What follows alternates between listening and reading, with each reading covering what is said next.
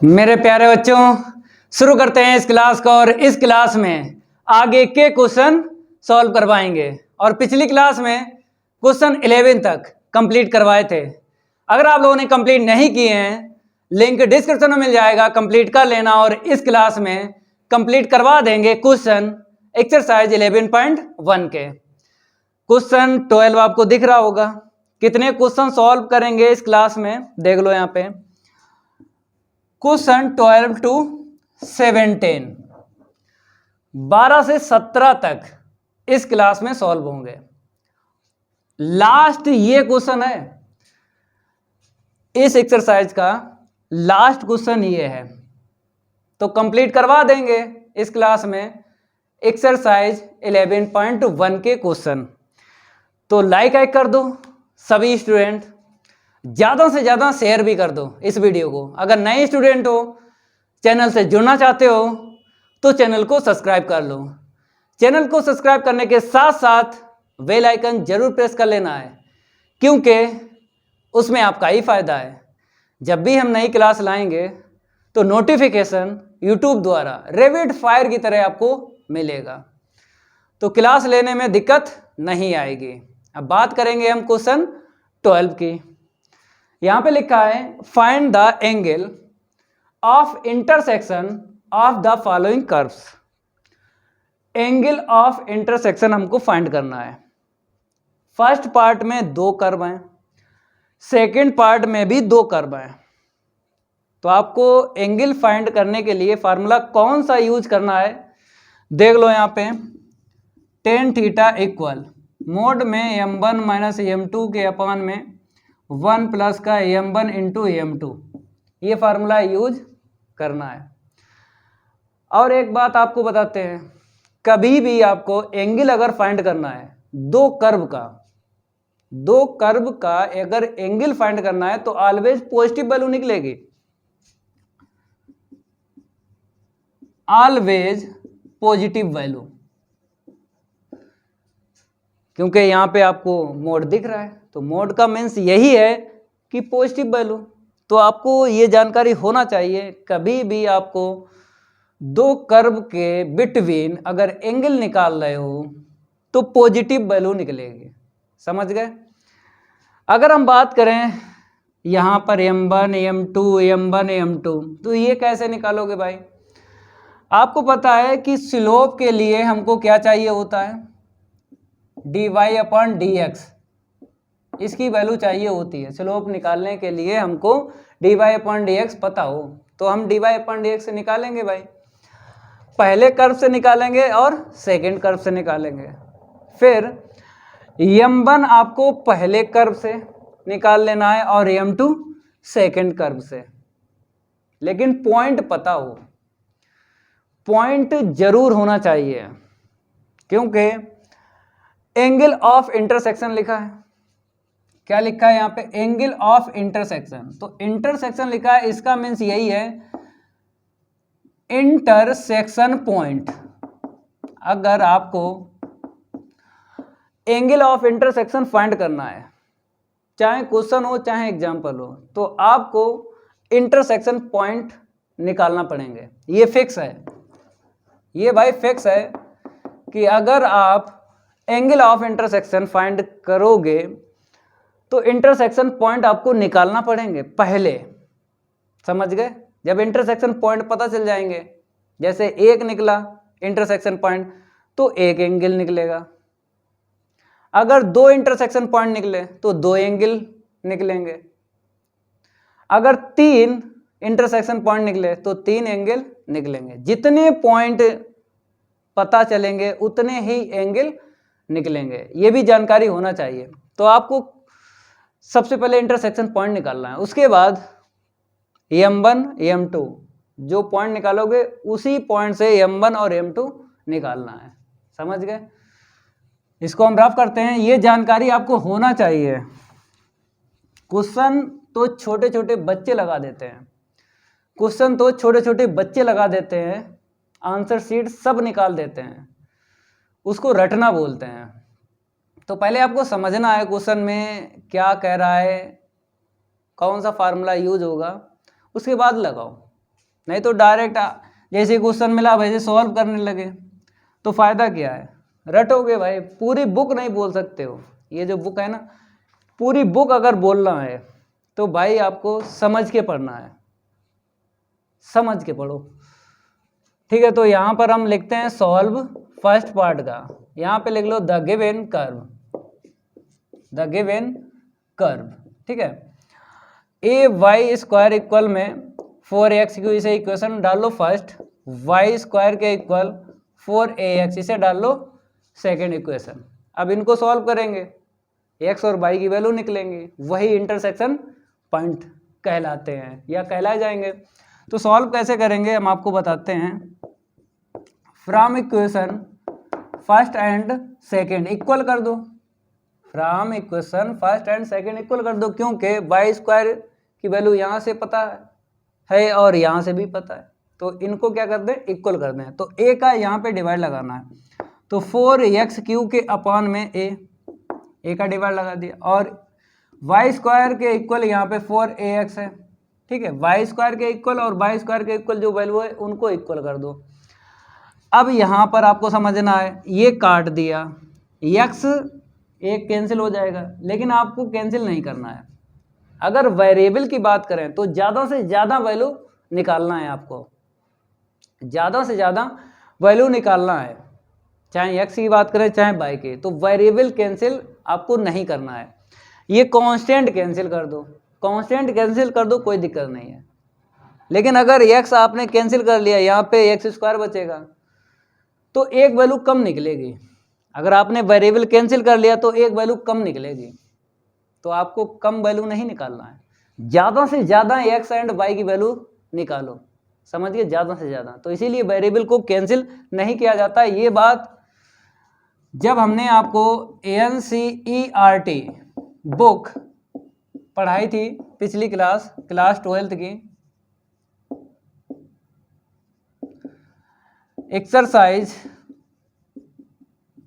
6.3 की बात कर रहे हैं, इस टाइप के क्वेश्चन सॉल्व किए थे यहाँ पे, ये बात हमने आपको बताई थी। अगर आपने क्लास 12th की मैथ हमसे पढ़ी है तो इस एक्सरसाइज में कोई दिक्कत नहीं आने वाली है, क्योंकि 6.3 के जैसे क्वेश्चन है वैसे ही इस एक्सरसाइज में क्वेश्चन है 11.1 में। तो अगर आपको अच्छी करना है ये एक्सरसाइज तो इसको पहले कंप्लीट करो। NCERT की बुक में एक्सरसाइज 6.3 है, टेंजेंट एंड नॉर्मल, स्पर्श रेखाएं और अभिलंब। अगर आपके पास अदर राइटर की बुक है तो अपना देख लो भाई, रूल तो यही मिलेगा आपको, tangent and normal. Exercise change हो जाएगी, जैसे NCERT की बुक जो है 6.3 बता रही है, अगर आपके पास अदर राइटर की बुक है तो आपको देख लेना है, एक्सरसाइज चेंज हो जाएगी, लेकिन टेंजेंट एंड नॉर्मल ये आपको मिलेगा। तो भाई कोई दिक्कत नहीं है।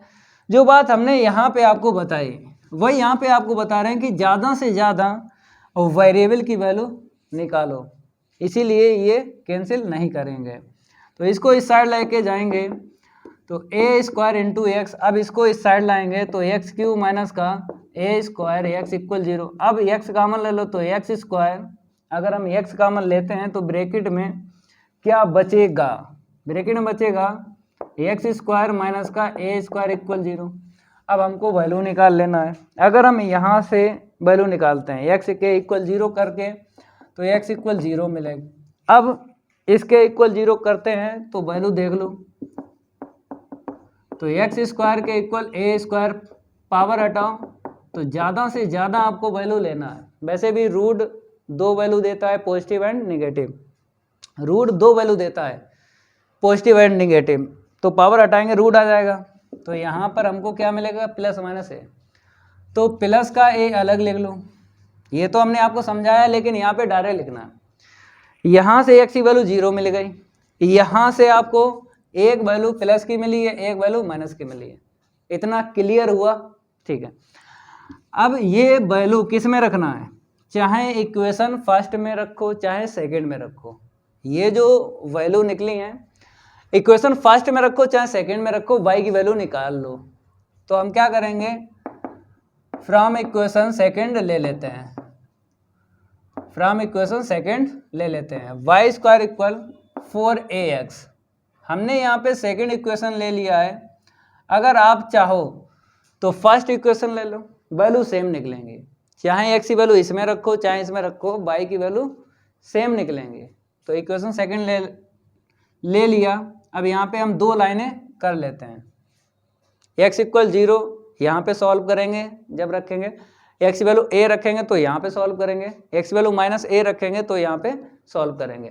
तो x की वैल्यू 0 डालेंगे तो वाई स्क्वायर के इक्वल 4a इंटू 0, 0 का अगर इंटू करेंगे तो 0 ही मिलेगा। तो वाई स्क्वायर इक्वल 0 तो कितना मिलेगा, √0, और प्लस माइनस अगर ले लो फिर भी 0 ही रहेगा। मेरे प्यारे बच्चों, अगर यहाँ पे प्लस माइनस ले लो फिर भी तो 0 रहेगा, और रूट हमेशा दो वैल्यू देता है। तो यहाँ पर हमने क्या किया, 0 लिख दिया, क्यों, चाहे प्लस 0 लिखो चाहे 0, 0 ही आपको लिखना है। अब बात करेंगे, जब a रखेंगे तो y square equal 4a into में a, तो y square equal 4a square, a का a में इंटू हुआ, a स्क्वायर हो गया। अब यहाँ पर हम क्या करेंगे, पावर हटाएंगे ना, रूट आ जाएगा, तो प्लस माइनस आपको लेना है। थोड़ी इंक फैल रही है यहाँ पे, प्लस माइनस ले लेते हैं, ठीक, ज़्यादा से ज़्यादा वैल्यू निकालो। तो y equal plus minus 2a, क्योंकि 4a स्क्वायर रूट से बाहर निकलेगा, तो प्लस माइनस 2a, एक दफ़ा आपको प्लस का लिखना है, एक दफ़ा माइनस का लिखना है। चलो अब यहाँ पर आपको सॉल्व करना है -a के लिए, -a के लिए सॉल्व करना है, x की वैल्यू डालते हैं, तो y square equal 4a into -a, y square equal minus का 4a स्क्वायर, पावर हटाएंगे क्या आ जाएगा, रूट आ जाएगा, तो प्लस माइनस का 4a स्क्वायर। तो यहाँ पे नेगेटिव मिला है, रूट में क्या मिला है, नेगेटिव, तो छोड़ दो भाई, क्या बोलेंगे, इमेजिनरी वैल्यू बोलेंगे। क्या बोलेंगे, इमेजिनरी वैल्यू। तो इमेजिनरी वैल्यू आपको नहीं लेना है, रियल वैल्यू लेना है, तो इसीलिए इसको हमने छोड़ा है। अब आप लोग ये बताइए, ये जो नेगेटिव वैल्यू आई है, ये जो नेगेटिव वैल्यू आई है, x की वैल्यू आपने क्या रखी, जब ये नेगेटिव वैल्यू मिली है रूट में, x की वैल्यू -a रखी, तो इसको नहीं लेंगे, तो इसको भी आपको छोड़ देना है, क्योंकि जिस पे जो मिलता है उसको लेते हैं, और जिस पे जो मिलता है उसको लेते हैं, लेकिन इमेजिनरी वैल्यू मिली है, तो इमेजिनरी वैल्यू छोड़ेंगे तो ये भी आपको छोड़ना है, लेना नहीं है, समझ गए। अब इंटरसेक्शन पॉइंट आपको लिख लेना है, यहाँ पे लिखते हैं इंटरसेक्शन पॉइंट।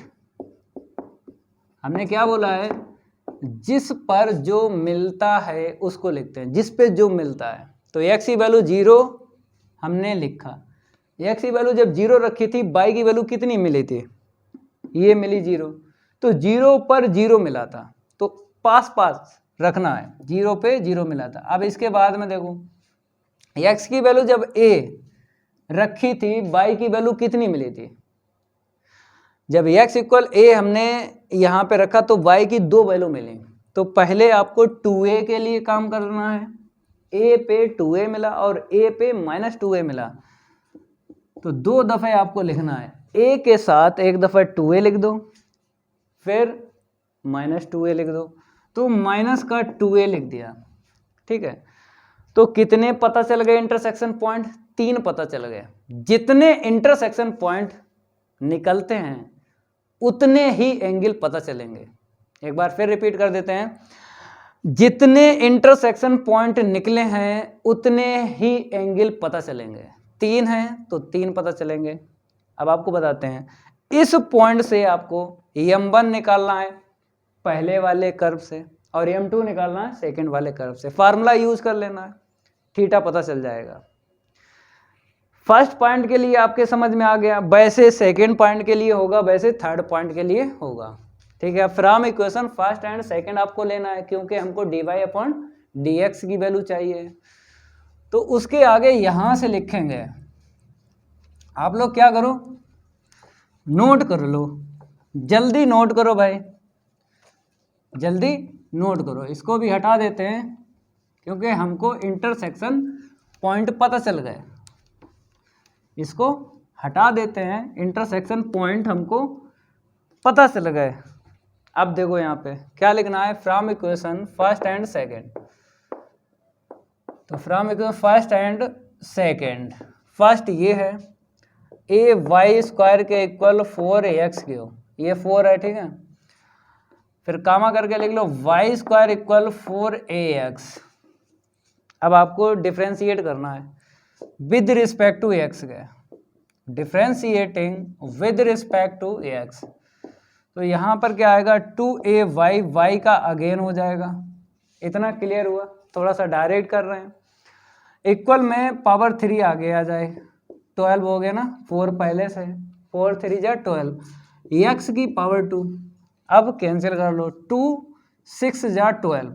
तो अगर dy अपॉन dx की वैल्यू निकालते हैं तो 6x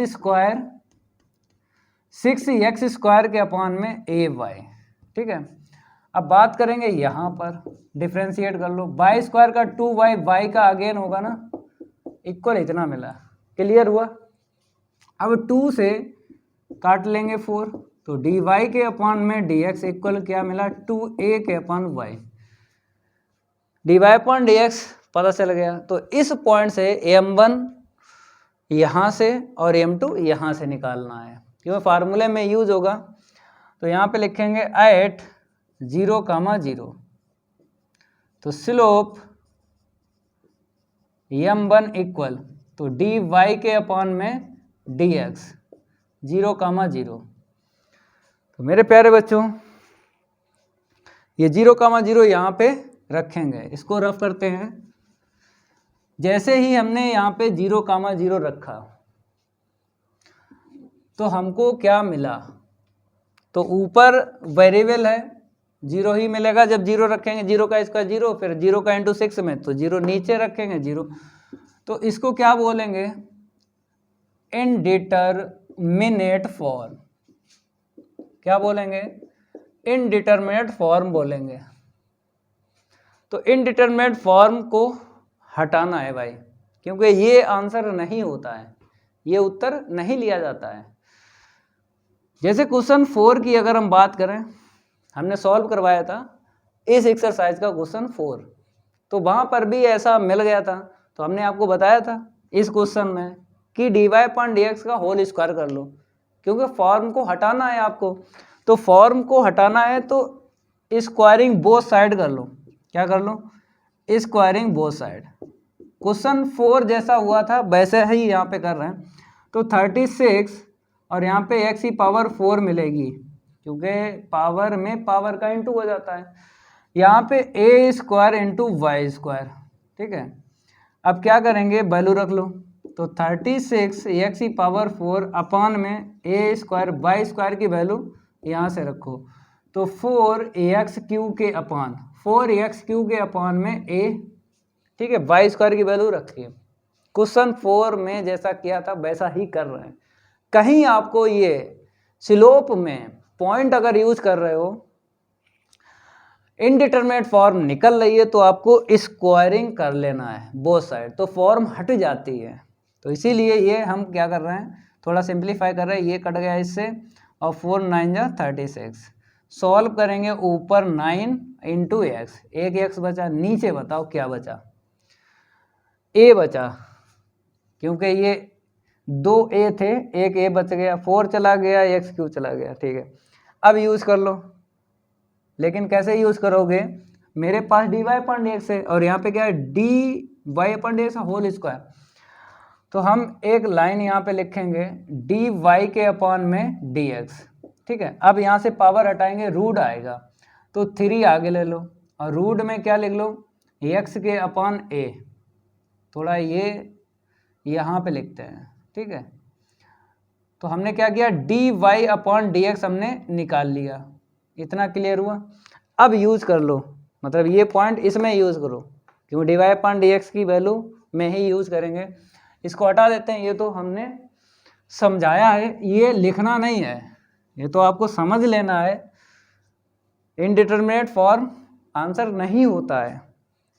तो 3 रूट 0, मतलब ऊपर 0 रखेंगे नीचे a है, तो क्या मिलेगा बताओ? बताओ भाई क्या मिला, जल्दी बोलो। यहाँ पे 0/a 0 ही मिलेगा। तो डायरेक्ट अगर लिख दो तो भाई 0 लिख दो, समझ गए? तो 3 का 0 में इंटू करेंगे 0। अब em2 निकालेंगे, स्लोप em2। तो देख लो स्लोप em2 dy के अपॉन में dx। मेरे पास क्या है, पॉइंट ये लिया है 0,0, m1 निकालो 0,0 पे और m2 निकालो। अब यहाँ पे सेकेंड ये है ना कर्व, ये निकाला dy/dx, इसमें यूज करो। बताया था फर्स्ट कर्व से m1 और सेकेंड कर्व से m2। तो m2 यहाँ पे, तो 2a के बटे में यहाँ पे क्या y है, तो y की वैल्यू कितनी है 0 है, तो 0 रखेंगे क्या मिलेगा इनफाइनाइट। तो m1 की वैल्यू क्या मिली है हमको 0 मिली है, और m2 की वैल्यू क्या मिली है इनफाइनाइट। तो फार्मूला आपको लगाने की जरूरत नहीं है, फार्मूला आपको लगाने की जरूरत नहीं है, डायरेक्ट बोल सकते हो। हम आपको बता देंगे, पहले यहाँ पे हम आपको समझाते हैं। ये फार्मूला ना लगाओ, जब ऐसे मिल जाए आंसर तो थीटा डायरेक्ट आपको लिख देना 90 डिग्री, क्योंकि परपेंडिकुलर की कंडीशन यहाँ पे सेटिस्फाइड होती है। परपेंडिकुलर जैसे m1 = 0 है, और m2 अगर बात करें हम m2 की, तो 1/0 कर लो, 1/0 कर लो। अगर हम इंटू करते हैं m1 इंटू m2, तो 0 इंटू 1/0, 0 इंटू, वैसे अगर ना करो डायरेक्ट आपको समझना है, क्योंकि ये फिक्स है, मतलब ये नोट पॉइंट क्लास 12th से चल रहा है। तो परपेंडिकुलर कंडीशन ना सेटिस्फाई करो, क्या दिक्कत है? डायरेक्ट आपको समझ लेना है कि ये फिक्स है भाई, क्लास 12th से ये चला आ रहा है, क्लास 11th में भी स्ट्रेट लाइन में आपने पढ़ा। तो ऐसे मिल जाए आंसर तो थीटा डायरेक्ट लिख देना 90 डिग्री। तो हम क्या करेंगे, डायरेक्ट लिखेंगे, फार्मूला नहीं लगाएंगे। तो आप लोग भी फार्मूला ना लगाओ, ये फिक्स है, कहीं ना कहीं ये चीज़ लिख लेना है कि अगर ऐसे स्लोप का आंसर मिल जाए तो थीटा की वैल्यू डायरेक्ट हम क्या लिख देते हैं 90 डिग्री। फार्मूला लगाने की जरूरत नहीं है। अब इस पॉइंट से हम काम करेंगे, मतलब ये वाला, ये हो गया ना 0,0, a,2a पर हम काम करेंगे, a,2a पर काम करेंगे। तो इसी के आगे हम क्या करेंगे, एट a,2a, ठीक है। तो स्लोप निकालेंगे m1, निकालो भाई। तो dy के अपॉन में dx क्या है a,2a। अब कि यहाँ से लेना है, क्या लेना है, यहाँ से आपको लेना है, समझ गए? तो 6x² के अपॉन ay रखो भाई, वहाँ पे सॉल्व करते हैं। यहाँ पे मेरे पास स्पेस है, मेरे पास क्या है, स्पेस है मेरे पास। तो देखो यहाँ पे, तो a,2a, a हो गया x और 2a हो गया y। तो यहाँ पे रखेंगे 6a², क्योंकि x की वैल्यू a यहाँ पे रखी, 6a² अपॉन में ay है, y की वैल्यू 2a है, ठीक है। अब सिंप्लीफाई करेंगे, a² कैंसिल हो गया पूरा पूरा, 2 3 जा 6, 2 3 जा 6, 3 आ गया। अगर हम इसकी बात करें, यहाँ पे रख रहे हो, जैसे ये भी dy/dx निकला है, अगर यहाँ पे रख रहे हो a,2a, तो a रखोगे ऊपर, नीचे a रखोगे तो कैंसिल हो जाएगा, √1 तो 1, तो 3 यहाँ से, 3 यहाँ से भी मिलेगा, यहाँ से भी मिलेगा। लेकिन ये हमने किसके लिए किया था, इनडिटरमिनेट फॉर्म के लिए। जब बन जाए तब ये यूज करना है, नहीं तो ये जो पहले निकाली है ना वैल्यू, उसको यूज करना है। जब इनडिटरमिनेट फॉर्म बन जाए तब ये यूज करना है, स्क्वायरिंग बोथ साइड जो किया है, समझ गए? अब क्या करेंगे, स्लोप निकालेंगे em2, स्लोप m2 निकालेंगे dy के अपॉन में dx। इसी पॉइंट का यूज करना है a, 2a, ठीक है। अब ये रहा 2a अपॉन y, तो 2a अपॉन y की वैल्यू यहाँ पे क्या है, 2a है, रख दो, तो कैंसिल हो जाएगा, 1 निकले, तो m1 ये निकला, m2 ये निकला, फार्मूला लगा लो, ठीक है। तो इसको हम रफ करते हैं, आप लोग नोट कर लो, इसको भी हटा देते हैं, नोट कर लो। और ये जो है ये रफ नहीं करेंगे, क्योंकि जब इसका यूज होगा ना तो ये हमको यूज करना पड़ेंगी वैल्यू, समझ गए। और सबको हटा देते हैं,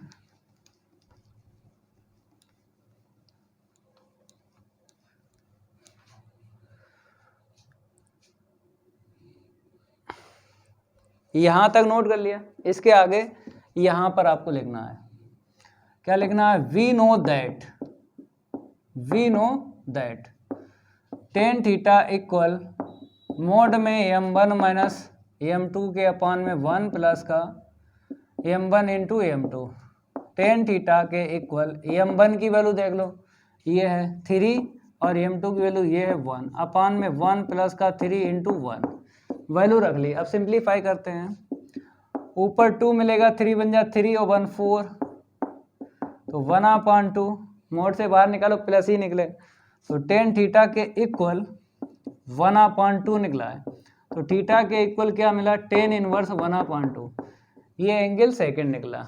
अब इस पे काम करेंगे, एक बात ध्यान रखना है, जब इस पे काम करोगे तो आपको अलग से इतना ही काम करना पड़ेगा जितना इसके लिए किया या 0,0 के लिए किया, ठीक है। अब यहाँ पर नोट किया है आपने, ठीक है। फिर आपको लिखना एट a, माइनस का 2a, इस पे काम करो, स्लोप निकालते हैं पहले m1, फिर दोबारा निकालो।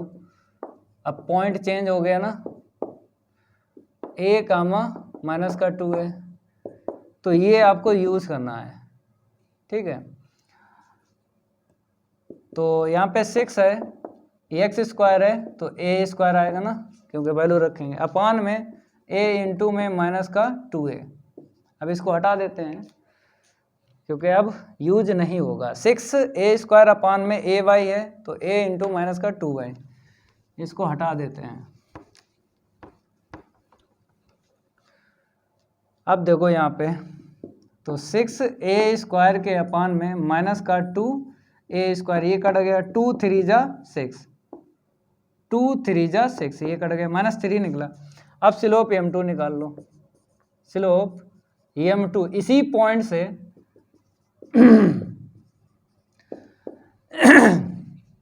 इसी पॉइंट से आपको ये स्लोप निकालना है, a, माइनस का 2a, ठीक है। ये है, इसका यूज करना है। कर्व सेकंड से ये निकला था, अब इसको हम रफ करते हैं। तो 2 एंगल हमको पता चल गए, 2 एंगल हमको पता चल गए, एक एंगल और निकलेगा। रखो वैल्यू रखो, तो जैसे ही वैल्यू यहाँ पे रखेंगे y की, तो 2a के अपॉन में y की कितनी है, माइनस का 2a है, तो माइनस का हमने 2a रखा, ये पूरा कैंसिल हो गया, -1 निकलेगा, ठीक है। वी नो दैट फार्मूला लगा लो,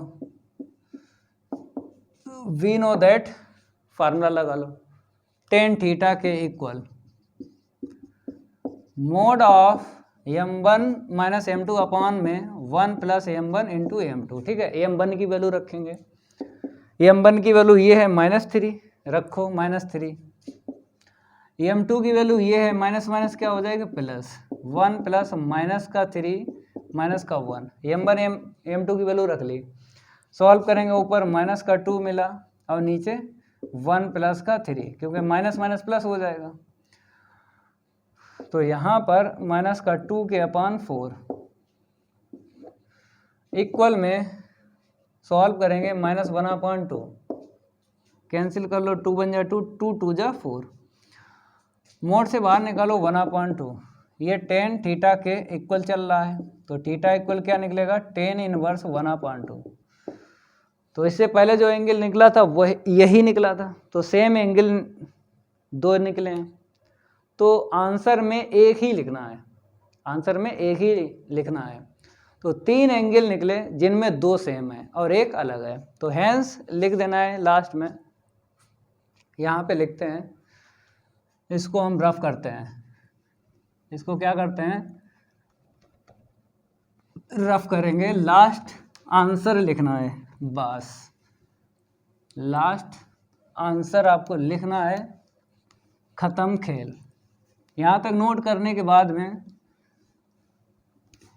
आपको लास्ट आंसर लिखना है, देखो कैसे, hence the angle of intersection, एक 90 डिग्री निकला है एंड एक निकला है 10 इनवर्स 1/2।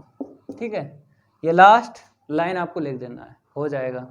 अब सेकंड पार्ट ये है, उसको करवाते हैं सॉल्व। तो लिख लो भाई, सॉल्व द गिवन कर्व लिख लेना है।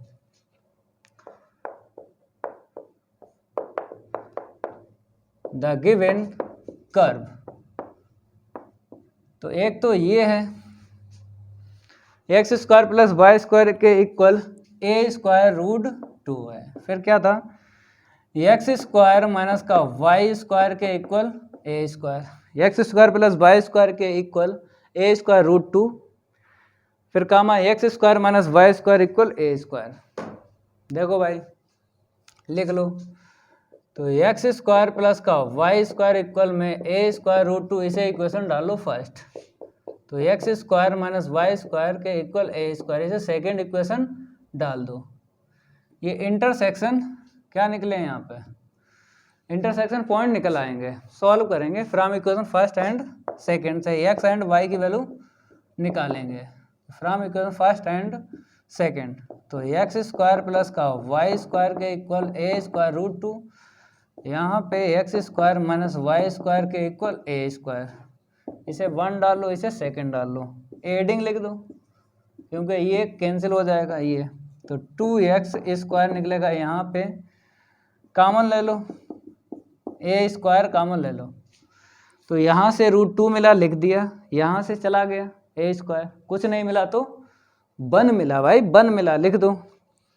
ठीक है, अब यहाँ से हम क्या करेंगे, x² की वैल्यू निकालते हैं, a² के अपॉन में 2, अब पावर हटाएंगे, तो पावर हटाएंगे, प्लस माइनस आपको लेना है,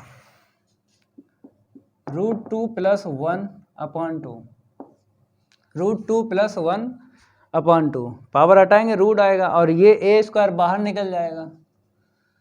ठीक है, तो x की वैल्यू 2 मिल गई, एक मिल गई है प्लस की मिल गई है और एक मिल गई है माइनस की। अब y की वैल्यू आपको निकालना है, तो ये x की वैल्यू चाहे इक्वेशन फर्स्ट में रख दो चाहे सेकंड में, तो सेकंड में रख दो चाहे फर्स्ट में रखो, सेम वैल्यू निकलेगी y की। तो हम क्या करेंगे, फ्रॉम इक्वेशन सेकंड ले लेते हैं, तो x² माइनस का y² के इक्वल a², x² की वैल्यू रखो, तो x की अगर रखोगे तो ये वाली रख लो, तो डायरेक्ट हम x² की रख लेते हैं, x² की ये वाली रख लो, तो √2 + 1 a² के अपॉन 2, और इसको इस साइड लाएंगे, y को पॉजिटिव बना लेंगे, क्योंकि जिसकी वैल्यू निकालते हैं, जिसकी वैल्यू निकाली जाती है उसको पॉजिटिव रखना पड़ता है। अब यहाँ पे क्या करो, कॉमन ले लो,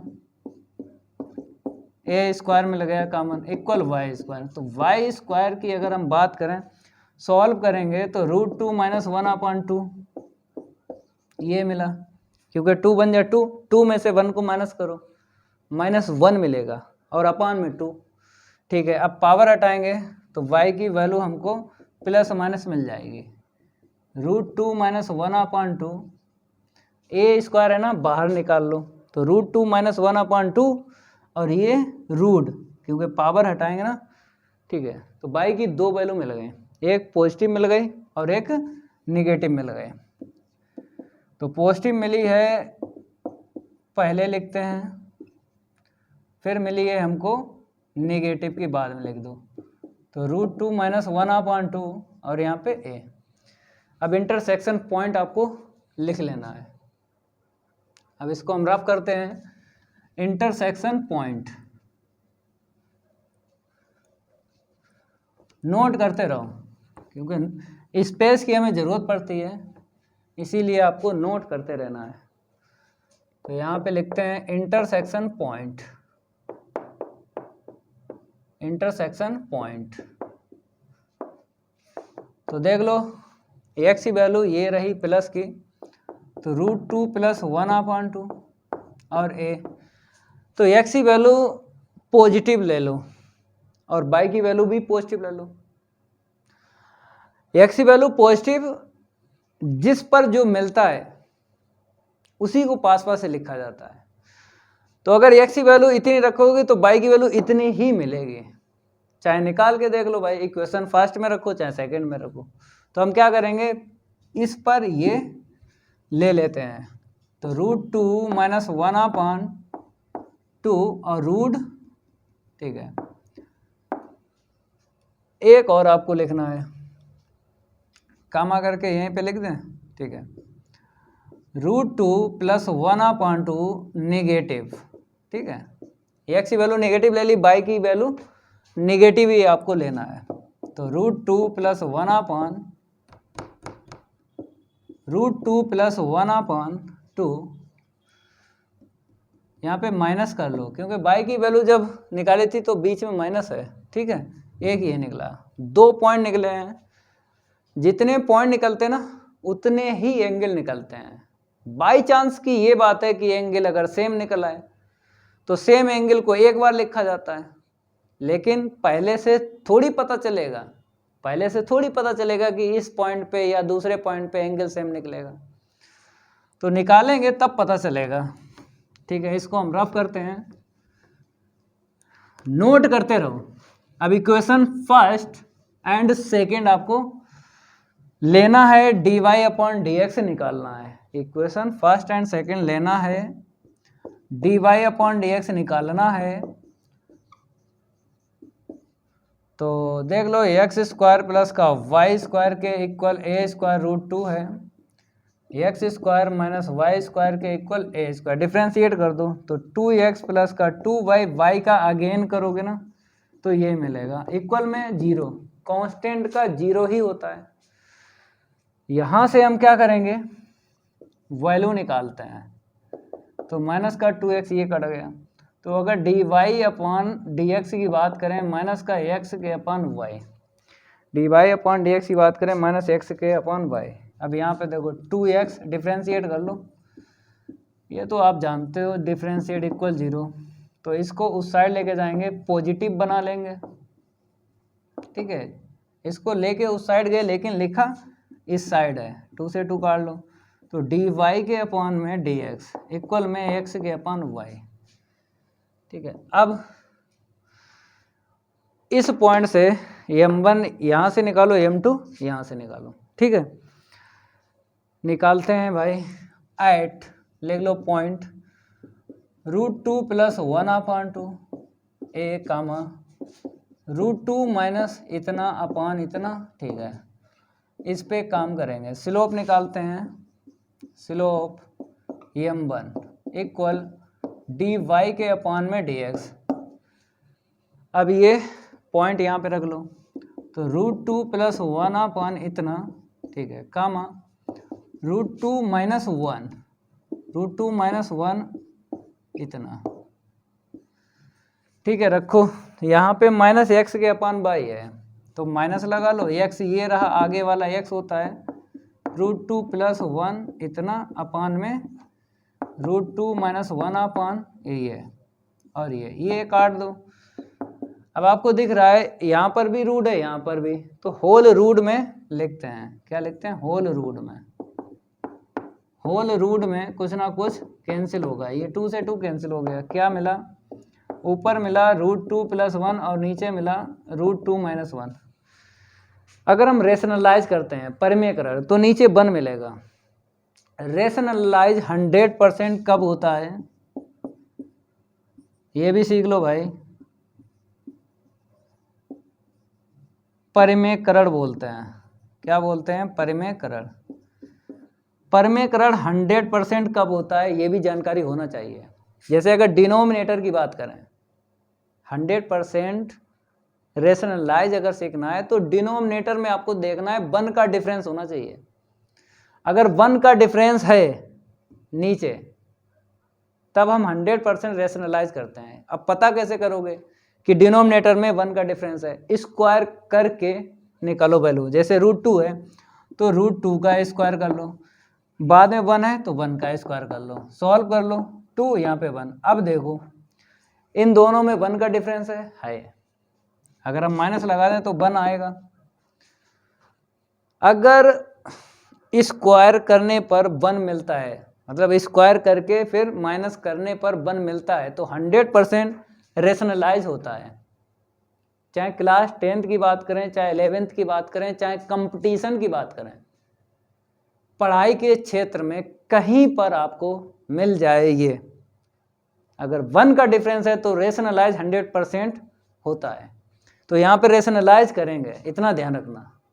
रेशनलाइज रूल है भाई, ये सीखो परिमेयकरण कि कब होगा कब नहीं होगा, नहीं तो रटते रहोगे, टाइम खराब होता रहेगा। रटो ना, समझो कि रेशनलाइज कब होगा कब नहीं होगा। तो यहीं पे हम करते हैं √2 + 1/√2 - 1। डिनोमिनेटर का करना है रेशनलाइज, यहाँ पे माइनस है तो आपको प्लस का करना है। तो √2 प्लस का 1/√2 + 1, ठीक है। अब आपको पता है डिनोमिनेटर की अगर हम बात करें, किसकी बात करें, डिनोमिनेटर की अगर हम बात करें तो a + b a - b बना है। यहाँ पर तो होल स्क्वायर बन गया, हमने बना लिया। नीचे देख लो a + b a - b क्या होता है, a² मतलब √2 का स्क्वायर 2 और माइनस के बाद में 1 का स्क्वायर 1। नीचे 1 मिला ना लिखो और इसे रूट से बाहर निकाल लो। नीचे 1 मिला ना लिखो और ऊपर वाले को रूट से बाहर निकालो, ये आंसर निकला है। अब यहाँ से जब हम बात करें, ये तो सेम है, देखो ये सेम है सेम, केवल यहाँ पे माइनस है तो माइनस निकला है, यहाँ पे प्लस है तो प्लस का ही निकलेगा, इतना समझ गए। तो हम क्या करेंगे, डायरेक्ट लिखते हैं स्लोप m2। क्या लिखते हैं, स्लोप m2। यहां से निकालोगे तो डायरेक्ट यही आपको छापना है, समझ गए, यही छापो, क्योंकि x/y सेम टू सेम है ना, इसलिए। चलो भाई अब हम क्या करेंगे, फार्मूला लगाते हैं। क्या लगाते हैं, फार्मूला। इसको हम रफ करेंगे और आगे बढ़ते हैं। इसको हम रफ करेंगे और आगे बढ़ेंगे। वी नो दैट आपको लिखना है, क्या लिखना है, we know that tan theta के इक्वल मोड में m1 माइनस का m2 अपान में 1 प्लस का m1 इंटू m2, ठीक है। m1 की आपको वैल्यू रखना है। m1 क्या निकला तो ये देख लो, माइनस का √2 + 1, फिर माइनस के बाद m2 की वैल्यू ये है √2 + 1 हमने लिख लिया, अपान में 1 प्लस, दोनों रखना है, ये भी तो प्लस माइनस माइनस हो जाएगा, ये रखोगे प्लस माइनस माइनस हो जाएगा, और m2 रखोगे तो वो तो प्लस है, कोई दिक्कत नहीं करेगा, ठीक है। सॉल्व करेंगे, ऊपर क्या मिला, प्लस कर लो, क्योंकि इतना सेम है तो प्लस कर लो, अपान में सॉल्व करते हैं, a + b का होल स्क्वायर बना है, सेम टू सेम है, a + b का होल स्क्वायर बन गया, तो a² + b² प्लस का 2ab, ये 1 से 1 कट गया, 2 कॉमन ले लो और मोड का यूज करो, ठीक है, मोड का यूज करो। ये dy/dx यहाँ पे लिखते हैं, क्योंकि हमें सेकंड पॉइंट का जब यूज करेंगे इसकी जरूरत पड़ेगी। माइनस एक्स के अपन वाई और डी वाई के अपन डी एक्स के इक्वल एक्स के अपन वाई। ठीक है, ये पहले कर्व से निकाली है और ये सेकंड कर्व से निकाली है। ठीक है, अब इसके आगे देखो कैसे सॉल्व करेंगे। तो ऊपर तो ऐसे ही रखो, नीचे देख लो माइनस और यहाँ से 2 अगर कॉमन ले लो तो 1 प्लस का 2 चला गया ना, √2 मिला, कैंसिल कर लो, पूरा पूरा कैंसिल हो जाएगा, हटाओ। तो mod 1 तो 1, ये tan थीटा निकला है। क्या निकला? tan theta. अब बताओ थीटा की वैल्यू क्या निकलेगी? इक्वल में 1 है, इक्वल में क्या है? 1 है। ठीक है, इसको हम रफ करते हैं।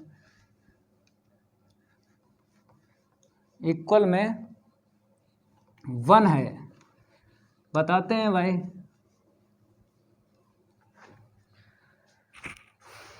तो tan थीटा के इक्वल 1 है, तो 1 बताइए, tan की टेबल में बताइए कितने की वैल्यू होती है? 45 डिग्री की होती है। तो यहाँ पे रखेंगे π/4। चाहे आप 45 डिग्री रख लो, चाहे रेडियन में वैल्यू रख लो, चाहे डिग्री में, कोई दिक्कत नहीं है। तो 10 से 10 चला गया, π/4 मिला। अब एट सेकेंड जो पॉइंट है उस पे काम करो, -√2 + 1 अपान इतना और -√2 - 1 अपान इतना और a। अगर हम माइनस की बात करें, जो फर्स्ट पॉइंट था, फर्स्ट पॉइंट ये था, सेकंड पॉइंट ये, केवल माइनस का डिफरेंस है, दोनों में माइनस है माइनस दोनों में, और ये तो सेम टू सेम मिला है। अगर इस पॉइंट पे हम बात करें, अगर हम स्लोप निकालते हैं, क्या निकालते हैं? स्लोप। तो स्लोप मेरी वही निकलेगी जो पहले निकाली थी, फर्स्ट पॉइंट से निकाली थी स्लोप m1, वही निकले, क्योंकि अगर वैल्यू यहाँ पे डालते हैं तो ये तो माइनस माइनस कैंसिल हो जाएगा, क्योंकि ये अलग है भाई, माइनस आएगा तो -√2 + 1 आएगा, -√2 + 1 ही आएगा, समझ गए? जब यहाँ से रखोगे तो आपको पता है कि माइनस से माइनस कैंसिल हो जाएगा जब वैल्यू रखोगे, तो प्लस की आंसर शीट आएगी, इतनी ही आएगी प्लस की, m2 √2 + का 1। तो मेरे प्यारे बच्चों, m1 और m2 की वैल्यू जब रखी थी तो यही तो थी, तो दोबारा काम नहीं करेंगे, सिमिलरली आपको लिख देना है। क्या लिख देना है? सिमिलरली।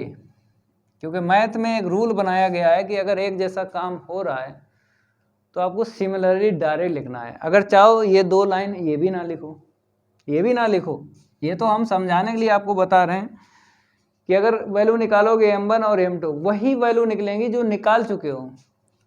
तो मैथ में एक रूल बनाया गया है कि अगर एक जैसा काम हो रहा है तो उसको बार बार नहीं करते हैं, डायरेक्ट लिख दो थीटा के लिए π/4। तो सेम एंगल निकला है, तो सेम एंगल निकला है तो एक बार इसको लिखना है। कैसे लिखना है हम आपको बताते हैं। Hence the angle of intersection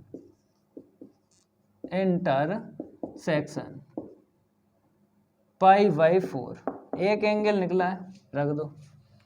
इसको रफ करेंगे, नेक्स्ट क्वेश्चन सॉल्व करवाएंगे। यहाँ पर क्या था, 2 पार्ट थे ना, तो इसीलिए थोड़ा सा टाइम लग गया। नेक्स्ट जो क्वेश्चन है इतने लॉन्ग नहीं है, इतने लॉन्ग क्वेश्चन नहीं है। पहले इसको हम रफ करेंगे, फिर आपको बताते हैं।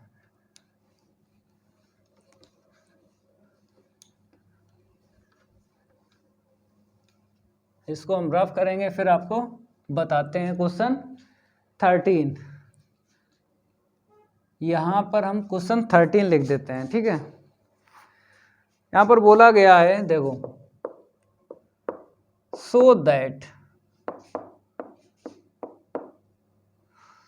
that for the curve x की power m plus n equal में a की पावर m माइनस n और y की पावर क्या है 2n। फिर आगे लिखा है the mth power, the mth power of the subtangent varies, क्या लिखा है यहाँ पे, varies as the nth power, nth power किसकी है, ऑफ द नॉर्मल।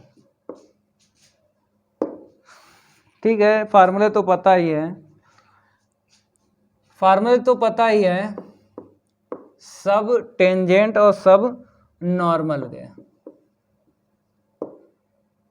फार्मूले तो आपको पता ही, दिक्कत नहीं आएगी। सब टेंजेंट और सब नॉर्मल का याद है। तो पहले हम लिखेंगे गिवन दैट, फिर आपको बताते हैं क्या प्रूव करना है। तो यहाँ पर सॉल्व आपको लिखना है, क्या लिखना है, सॉल्व। आपको पता है कि कर्व पर ही काम होगा, तो कर्व पर काम होगा तो आपको लिख देना है यहाँ पे द गिवन कर्व, सभी स्टूडेंट लिखो यहाँ पे the given curve, the given curve x की power m plus n equal में a की पावर m माइनस का n और y की पावर 2n। अब प्रूव क्या करना है देख लो, यहाँ पे लिख देते हैं प्रूव दैट। यहाँ पर बोला है कि mth जो पावर है वो किसकी है, सब टेंजेंट की, लेंथ ऑफ सब टेंजेंट। चलो भैया m बताइए, m कर लो। फिर इसने बोला है वेरीज, वेरीज का मतलब होता है प्रोपोर्शनल,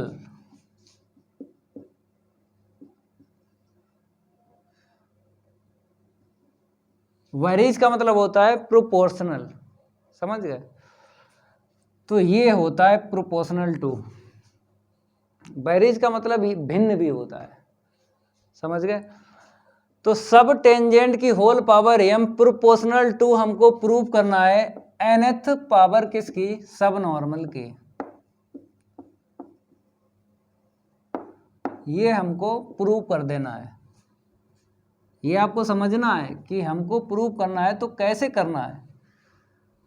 फार्मूले तो आपको याद ही है, इसका याद है, बताओ इसका बताओ, लेंथ ऑफ सब टेंजेंट लिख दें, लेंथ ऑफ y dx के अपॉन dy, ये इसका होता है सब टेंजेंट का। सब नॉर्मल का होता है y dy के अपॉन dx, ये होता है। बेसिक में हम फार्मूले लिखा चुके हैं, बेसिक में हम फार्मूले लिखा चुके हैं, तो याद कर लेना। तो dy अपॉन dx हमको चाहिए है, तो कैसे, यहाँ से आपको निकालना है पहले dy अपॉन dx, समझ गए। तो यहाँ पे पावर दिख रही है भाई, तो log ले लो, बाद में डिफ्रेंशिएट करेंगे। तो यहाँ पे लिखेंगे taking log both side, taking log both side, log x की power m plus n equal में log a की पावर m माइनस का n और y की इतनी, ठीक है।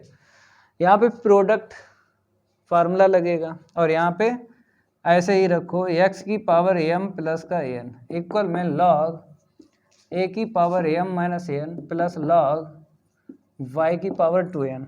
तो यहाँ पे पावर आगे ले लो, यहाँ पर भी ले लो, log में पावर आगे आ जाती हैं तो हम आगे कर लेते हैं, इक्वल में m माइनस का n log a, यहाँ पे 2n log y।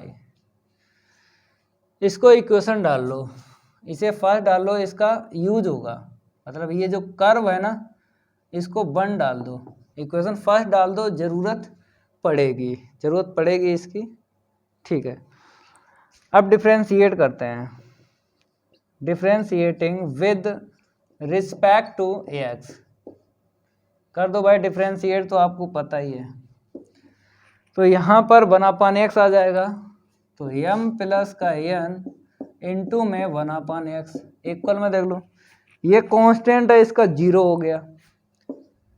अवकलन कांस्टेंट का 0 होता है। यहाँ पे आते हैं, यहाँ पे y का 1/y, मतलब log y का 1/y, और y का अगेन करना है, y का हमने अगेन कर लिया dy/dx। यहाँ से dy/dx की वैल्यू निकालो, तो dy/dx की वैल्यू निकालते हैं, तो y का क्रॉस इनटू होगा तो y/x, ये 2n नीचे आ जाएगा, तो m प्लस का n अपान में 2n। देखो भाई यहाँ पर जो हमने किया है वो आपको समझना है। ये 2n नीचे भेज दिया, m प्लस n के भेज दिया, दिख रहा है। ये y का क्रॉस इनटू कर दो तो ऊपर y पहुँच जाएगा, ऊपर y पहुँच जाएगा, नीचे x है, तो dy/dx निकल आया। इसे इक्वेशन क्या डाल दो, सेकंड, जरूरत पड़ेगी इसीलिए इक्वेशन डालना है। अब आपको क्या करना है, ये चीज़ प्रूव करना है। तो देखो कैसे प्रूव कर पाओगे, तो सब टेंजेंट लेंथ ऑफ सब टेंजेंट होल पावर m अपान में देखो सब normal length of sub normal की होल पावर n। अब लगा फार्मूला, इसका तो फार्मूला पता है क्या होता है, y dx के अपान dy, ये होता है होल पावर क्या है, m है, अपान में इसका फार्मूला बताओ। तो यही लिखना है, केवल dy ऊपर होता है और dx नीचे, ठीक है, अलग अलग देते हैं पावर, नोट कर लो जल्दी। अब इसको आगे जो है सॉल्व करवाते हैं। हमने बताया अब इतने लॉन्ग क्वेश्चन नहीं है, अब केवल आपको समझना है, आंसर फटाफट निकल आएगा, समझना है। तो इक्वल y पे पावर m हो जाएगी, ठीक है, y पे पावर m और dx के अपान dy की पावर m, अलग अलग दे दो, ऐसे नीचे दे दो, ऐसे नीचे दे दो, ठीक है, ऐसे नीचे दे दो। अब इसके बाद में ये देखो डिवाइड में पावर को माइनस किया जाता है, हमने यहाँ पे माइनस कर लिया, ठीक है, और ये नीचे ले लो, जैसे यहाँ पर पहले से dy/dx है, होल पावर क्या है, n है, इसे नीचे लाएंगे, इसे नीचे लाएंगे तो आपको पता है dy के अपॉन dx आपको लिखना है, समझ गए। इसको अगर पलटेंगे तो नीचे लिख लो, तो ये प्लस कर लो, तो y पे m माइनस का n अपान में dy अपॉन dx की होल पावर m प्लस का n। अब dy अपॉन dx की वैल्यू ये वाली रखना है, इक्वेशन सेकेंड, ठीक है, इतना नोट करो। अब इसको हम रफ करते हैं, इक्वेशन सेकेंड का यूज करेंगे, तो यहीं पे हम लिखते हैं इक्वल y पे m माइनस n है, y पे m माइनस n है, अपान में dy अपॉन dx की ये वैल्यू डालेंगे, m प्लस का n अपान में 2n, ठीक है, और y के अपान में क्या है, x है, ये वैल्यू हमने डाल दी, और होल पावर जो मेरे पास है वो m प्लस n है, होल पावर जो मेरे पास है वो m प्लस n है, देख लो dy अपॉन dx की वैल्यू रखी है, इक्वेशन सेकेंड। तो यहाँ पर आपको क्या लिखना है, इक्वेशन सेकेंड y, और लिख दो, क्या लिख दो, y इक्वेशन सेकेंड, मतलब समीकरण 2 से, ठीक है, इसका यूज हो गया। अब इसको हम रफ करते हैं, अब थोड़ा सिंप्लीफाई करते हैं, मतलब इसको सिंप्लीफाई ऐसे करना कांस्टेंट आ जाए, क्योंकि प्रोपोर्शनल टू कैसे यूज करोगे, जब कांस्टेंट यहाँ पे आ जाए तभी तो क्रॉस इनटू होगा, नीचे वाले का क्रॉस इनटू हो जाएगा, ठीक है, इसको हम रफ करते हैं। अब आपको बताते हैं, तो y पे m माइनस का n है, अपान में पावर अलग अलग दे दो, तो m प्लस का n के अपान में 2n whole power m plus n। अब इसको अलग देंगे, तो y पे m प्लस n अपान में x पे m प्लस n। अब देखो ये m प्लस का m प्लस कट गया, ये ऊपर लेके जाओ, इसे नीचे लाओ, क्योंकि ये माइनस की प्लस की हो जाएगी, तो y पे 2n मिल जाएगा 2n, और ये सबसे नीचे वाला सबसे ऊपर लेके जाओ, तो x की पावर m प्लस n। हमें कांस्टेंट बनाना है, मतलब ऐसे सिंप्लीफाई करेंगे कांस्टेंट मिल जाए, जब कांस्टेंट मिल जाएगा ये प्रोपोर्शनल टू आ जाएगा, तो m प्लस का n के अपान में 2n whole power m plus का n। ठीक है, यहाँ पर अगर देखा जाए ये बाई पे माइनस n है, नीचे आई प्लस की हो जाएगी और प्लस का पहले से 2n हो गया। अब इक्वेशन फर्स्ट का यूज करना है, इसकी वैल्यू रखो, इक्वेशन फर्स्ट का यूज करना है, वैल्यू आपको रखना है। इसको हम रफ करते हैं, नोट करते रहो। तो x पे m प्लस n है, x पे क्या है m प्लस n है, अपान में m प्लस का n के अपान में 2n की whole power m plus n और y की पावर 2n। इक्वेशन फर्स्ट का यूज करना है, जैसे ये कर्व है यहाँ से वैल्यू रख लो। तो x की पावर m प्लस n के अपान में इसका डिवाइड लगा दो, तो a की पावर m माइनस n, ये वैल्यू हमने यूज कर ली, ये वैल्यू हमने क्या कर ली, यूज कर ली। ठीक है, इसको हम रफ करते हैं, पता तो है ही आपको, ये प्रूफ हमको करना है। ठीक है, अब देखो यहाँ पर ये कट जाएगा, ये ऊपर पहुँचा दो, तो a की पावर m माइनस n, ये ऊपर जाएगा ना, m प्लस का n के अपान में 2n whole power m plus n। इतना क्लियर हुआ। ये किसके इक्वल चल रहा था, क्योंकि कांस्टेंट तो आ ही गया है। ये किसके इक्वल चल रहा था, m पावर थी सब टेंजेंट की, तो यहाँ पे लिखेंगे सब टेंजेंट, सब टेंजेंट। ठीक है, और नीचे सब नॉर्मल, सब नॉर्मल की होल पावर n, ये इसके इक्वल चल रहा था। ठीक है, ये कांस्टेंट है, क्रॉस इनटू कर दो, क्रॉस इनटू कर दो, इस कांस्टेंट से प्रोपोर्शनल टू बन जाएगा।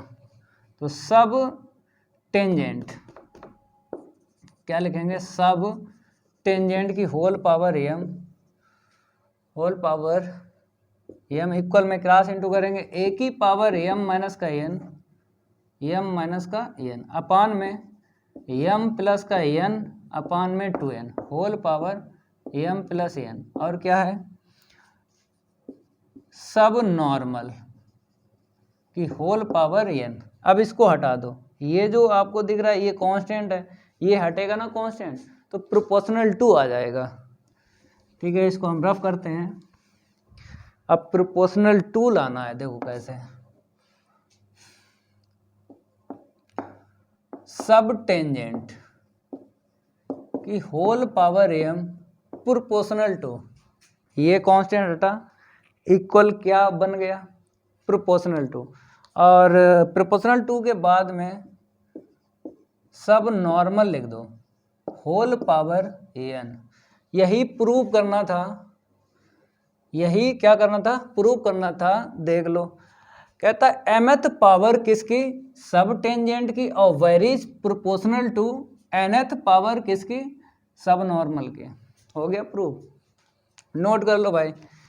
अब नेक्स्ट क्वेश्चन सॉल्व करवाएंगे। अब छोटे छोटे क्वेश्चन है, ज़्यादा लॉन्ग नहीं है, आपको समझना है। क्वेश्चन 14 की बात करेंगे, क्वेश्चन किसकी बात करेंगे, 14 की बात करेंगे। आप लोग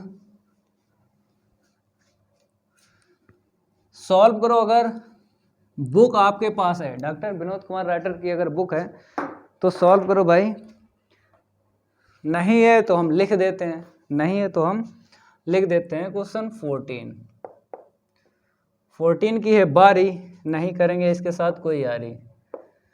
बोला है प्रूव करना है, क्या प्रूव करना है, prove that in the curve, prove that in the curve, क्या कर्व है देख लो, बढ़िया है। यहाँ पे ए लॉग एक्स स्क्वायर माइनस का ए स्क्वायर, फिर बोला है द सम ऑफ टेंजेंट, इस बार टेंजेंट बोला है भाई, एंड सब टेंजेंट। तो टेंजेंट एंड सब टेंजेंट का सम क्या करना है, at any point, at any point varies as the product of the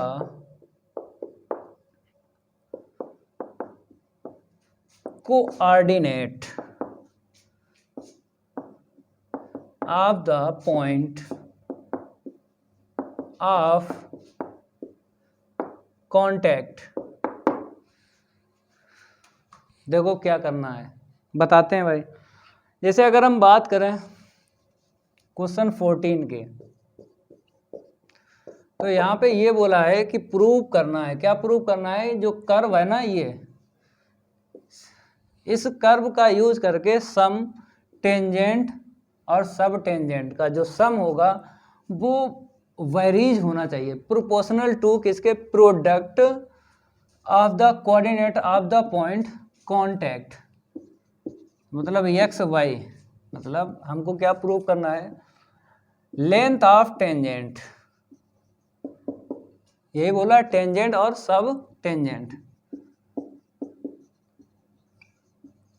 length of tangent plus length of सब tangent proportional to product. Product किसका करना है? Coordinates of the point of contact. इसको समझाते हैं। ये तो समझ गए, ये प्रूव करना है। हमने आपको डायग्राम बनवाया था जब हमने टेंजेंट, सब टेंजेंट, नॉर्मल, सब नॉर्मल की लेंथ निकलवाई थी, तो हमने ऐसे करके ये डायग्राम बनवाया था। तो ये कर्व था, ठीक है। तो हमने बोला था कि ये जो पॉइंट P है ना, ये x गाँव y है, इसी को बोलते हैं, जो लिखा है यहाँ पे पॉइंट ऑफ कांटेक्ट, इसी पॉइंट को बोलते हैं। और यहाँ से आपको ये पता चलती है टेंजेंट, और सब टेंजेंट परपेंडिकुलर ड्रा करते हैं यहाँ से यहाँ तक, ये क्या हो जाती है? सब टेंजेंट। ये बेसिक में हम आपको बता चुके हैं। तो पॉइंट नहीं समझ पा रहे थे, ये कांटेक्ट क्या है, इसको बोलते हैं, इसको, ये जो दिख रहा है आपको, ठीक है। तो हम क्या करेंगे? dy/dx तो निकालना ही पड़ेगा, इससे dy/dx निकालो। द गिवन कर्व लिख लो, the given curve, the given curve लिख लेते हैं। y के equal a log x square minus y square, y equal a log x square minus y square. Differentiate कर लो, differentiating with respect to x के, क्योंकि हमें dy/dx निकालना पड़ेगा, क्योंकि इस फार्मूले में और इस फार्मूले में मिलता है। तो dy/dx के इक्वल a अपान में लिखो, ये डायरेक्ट हम कर देते हैं, यहाँ पे a स्क्वायर है, ठीक है। हमने डायरेक्ट कर लिया। जैसे लॉग का होता है अपान में, लॉग का क्या होता है? अपान में होता है, हमने लिख लिया। फिर इसका अगेन करो, 2x माइनस 0 निकलेगा ना, तो 2x लिख दिया।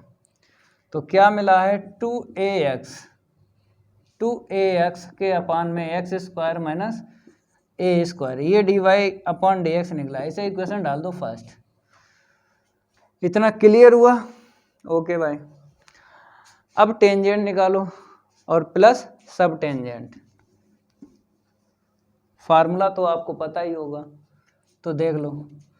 नाउ फिर कामा टेंजेंट प्लस सब टेंजेंट, टेंजेंट प्लस सब टेंजेंट। अब टेंजेंट का फार्मूला तो पता होगा, तो y रूट में 1 प्लस का dx/dy का होल स्क्वायर प्लस सब टेंजेंट y इंटू में dx के अपान में dy, ठीक है। अब वैल्यू रखेंगे 1 प्लस dx/dy की ये वैल्यू है, तो यहाँ पे होल स्क्वायर है, चाहो तो डायरेक्ट आपको लिख देना है 4a स्क्वायर x स्क्वायर के अपान में x square minus a square का होल स्क्वायर प्लस y यहाँ पे, लेकिन इसका इन्वर्स करके आपको लिखना है, क्योंकि यहाँ पे dy/dx है, यहाँ पे dx/dy है, इन्वर्स करके लिखना है। नॉर्मल अगर होता तो सेम आंसर शीट हम यूज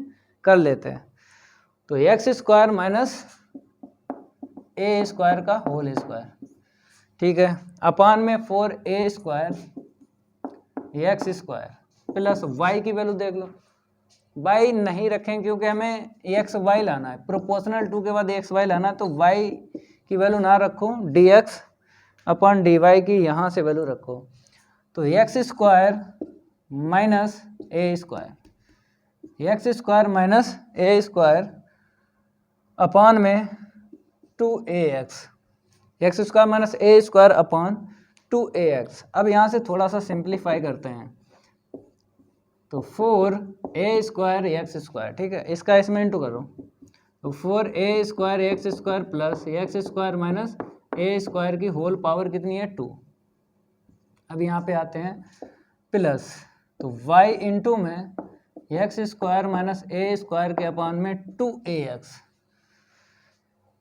तो अगर देखा जाए इसे ओपन करेंगे तो माइनस का 2a स्क्वायर एक्स स्क्वायर मिलेगा, तो प्लस का 4a स्क्वायर एक्स स्क्वायर है, तो माइनस करेंगे तो प्लस का 2a स्क्वायर एक्स स्क्वायर मिल जाएगा। जो 2a स्क्वायर एक्स स्क्वायर मिलेगा दोबारा इन दो को दे देंगे, प्लस का फार्मूला बन जाएगा।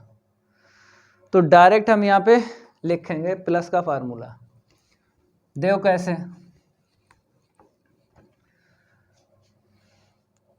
इक्वल में y, रूट में यहाँ पे माइनस का होल स्क्वायर है, हम लिखते हैं प्लस का होल स्क्वायर। अब ये कैसे लिखा हम आपको समझा देंगे कैसे लिखा। जैसे इसे ओपन करो, पहले ए स्क्वायर मतलब एक्स की पावर 4 प्लस ए की पावर 4, ये दो टर्म हो गए, माइनस का 2a स्क्वायर एक्स स्क्वायर मिलेगा, माइनस का 2a स्क्वायर एक्स स्क्वायर, ये 4a स्क्वायर एक्स स्क्वायर उसमें से माइनस कर दो तो प्लस का 2a स्क्वायर एक्स स्क्वायर मिला। और जब 2ab प्लस का मिलता है तो a प्लस बी का होल स्क्वायर बन जाता है। अगर माइनस का 2ab मिलता है तो a माइनस बी का होल स्क्वायर बनता है। अगर प्लस का 2ab मिलता है तो a प्लस बी का होल स्क्वायर मिलता है, तभी हमने ऐसा लिखा। प्लस y इंटू में x square minus a square के अपान में 2ax, ठीक है। अब देखो यहाँ पे रूट से बाहर निकाल लो, क्योंकि स्क्वायर है रूट से बाहर निकल आएगा। यहाँ पे 2ax प्लस का y एक्स स्क्वायर माइनस का ए स्क्वायर के अपान में 2ax कॉमन ले लो, तो y के अपान में 2ax कॉमन मिल गया, तो एक्स स्क्वायर प्लस का ए स्क्वायर और यहाँ पर एक्स स्क्वायर माइनस का ए स्क्वायर, ये कट गया, 2x स्क्वायर आ गया। क्या आ गया? 2x square. ठीक है, इसको हम रफ करते हैं, अब आगे बढ़ाते हैं।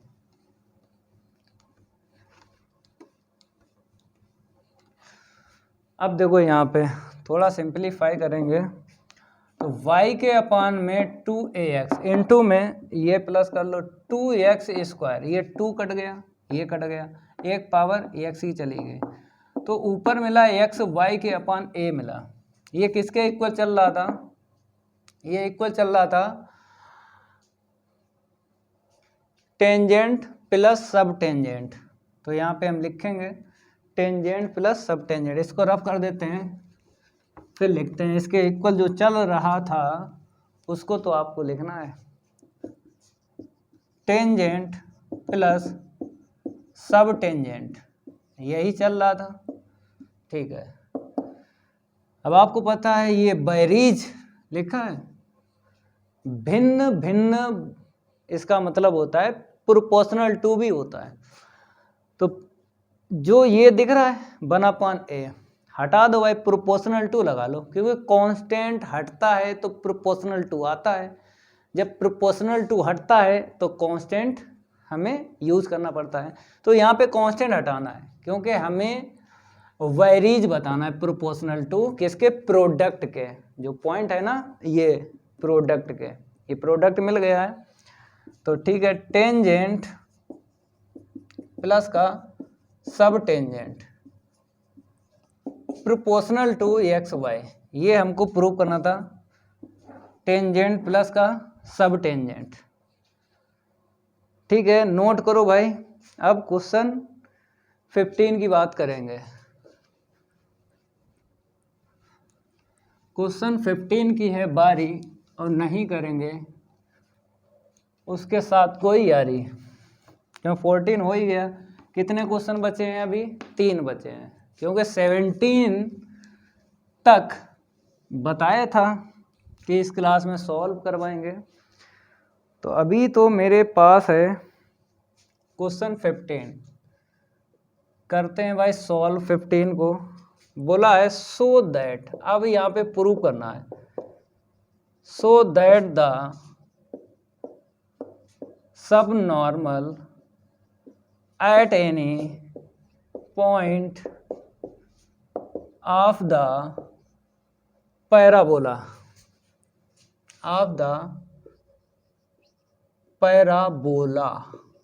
परवलय बोलते हैं, पैराबोला को क्या बोलते हैं? परवलय।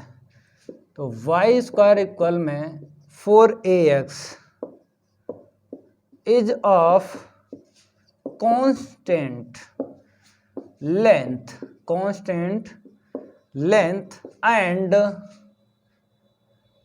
and the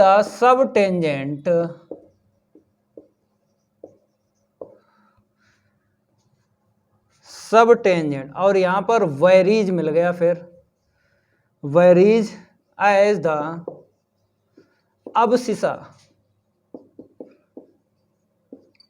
of the point of contact. चलो भाई इसको करो सॉल्व, सभी स्टूडेंट इसको करो भाई सॉल्व, क्योंकि अभी जैसा क्वेश्चन हुआ था ना वैसे ही है, क्योंकि यहां पर भी बैरीज लिखा है। तो बैरीज प्रोपोर्शनल टू बोलते हैं भाई, तो वही कांस्टेंट बन जाएगा, कांस्टेंट को हटा देंगे प्रोपोर्शनल टू आ जाएगा। क्योंकि क्लास 12 की बात करें, आपने फिजिक्स पढ़ी होगी तो टीचर ने बताया होगा स्थिरांक के आ जाता था, तो वही यहाँ पे है भाई, वही क्या है यहाँ पे के स्थिरांक। यहाँ पे कांस्टेंट कुछ भी हो भाई उसको हटाना है और प्रोपोर्शनल टू लाना है। ये आसान होते हैं, वेरीज वाले जो क्वेश्चन होते हैं आसान होते हैं। हमने आपको बताया A to Z पढ़ो तभी कॉन्सेप्ट क्लियर होता है। 4 क्वेश्चन पढ़ के कभी भी कॉन्सेप्ट क्लियर नहीं होता है। जैसे आप लोग 4 क्वेश्चन मोस्ट इम्पोर्टेंट पढ़ लेते हो, बहुत से यूट्यूब पे टीचर पढ़ा रहे हैं, तो वैसी अगर पढ़ाई पढ़ोगे ना पास तो हो जाओगे, लेकिन कॉन्सेप्ट क्लियर नहीं होगा आपका। कॉन्सेप्ट तभी क्लियर होता है जब A to Z पढ़ो,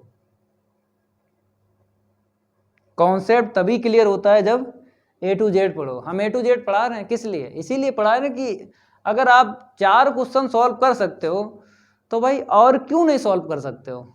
और भी तो क्वेश्चन है उनको भी सॉल्व कर सकते हो। तो आप डरते हो भाई, A to Z पढ़ने से आप डरते हो। मैं कभी नहीं डरता हूँ, मैं पढ़ा रहा हूँ, मैं क्या डरूंगा।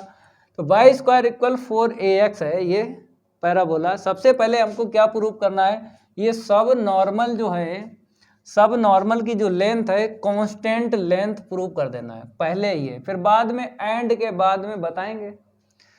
पहले सब नॉर्मल की जो लेंथ है वो कांस्टेंट कर देना है प्रूव। ठीक है, सॉल्व द गिवन कर्व लिख लो। क्या लिख लो? The given curve y square के इक्वल 4ax। डिफ्रेंशिएट कर लो, जरूरत पड़ेगी। Differentiating with respect to ax 2y dy upon dx equal में 4a आएगा, x का 1 हो गया, 2 से ये 4 कैंसिल हो जाएगा, तो dy के अपॉन dx 2a के अपॉन y। इसे इक्वेशन डाल लो फर्स्ट। अब बात करेंगे सब नॉर्मल की। तो मेरे प्यारे बच्चों यहाँ से हम बताते हैं सब नॉर्मल। चलो फार्मूला बोलो, सब नॉर्मल का फार्मूला बोलो। क्या होता है? Length of sub normal Y D Y के अपॉन डी एक्स, यही होता है, ठीक है। अब यहाँ पे हमें कांस्टेंट लाना है, तो वेरिएबल को हटाना है, क्यों कांस्टेंट अगर लाना है तो वेरिएबल हटाना है। तो y की वैल्यू अभी ना रखो, बाद में, पहले d y upon d x की वैल्यू यहाँ से रख लो। तो 2a अपॉन वाई, तो y से y कट गया, 2a क्या बोलेंगे, कांस्टेंट बोलेंगे। यही हमको प्रूव करना था कि सब नॉर्मल की जो लेंथ है वो कांस्टेंट प्रूव कर देना है। इतना क्लियर हुआ। अब आगे बताते हैं। यहाँ पे लिखा है सब टेंजेंट, सब टेंजेंट और बैरीज लिखा है। सब टेंजेंट का जो फार्मूला है ना, उसका यूज करेंगे, लेंथ ऑफ सब टेंजेंट निकालेंगे, वो प्रोपोर्शनल टू होना चाहिए किसके, अबसिसा के। अबसिसा का मतलब होता है यक्स को बोलते हैं, अबसिसा किसको बोलते हैं, यक्स को बोलते हैं, और ऑर्डिनेट वाई को बोलते हैं। जैसे कोई भी पॉइंट है तो इसको क्या बोलेंगे, अबसिसा बोलेंगे, ये जो लिखा है ना, और इसको बोलेंगे ऑर्डिनेट।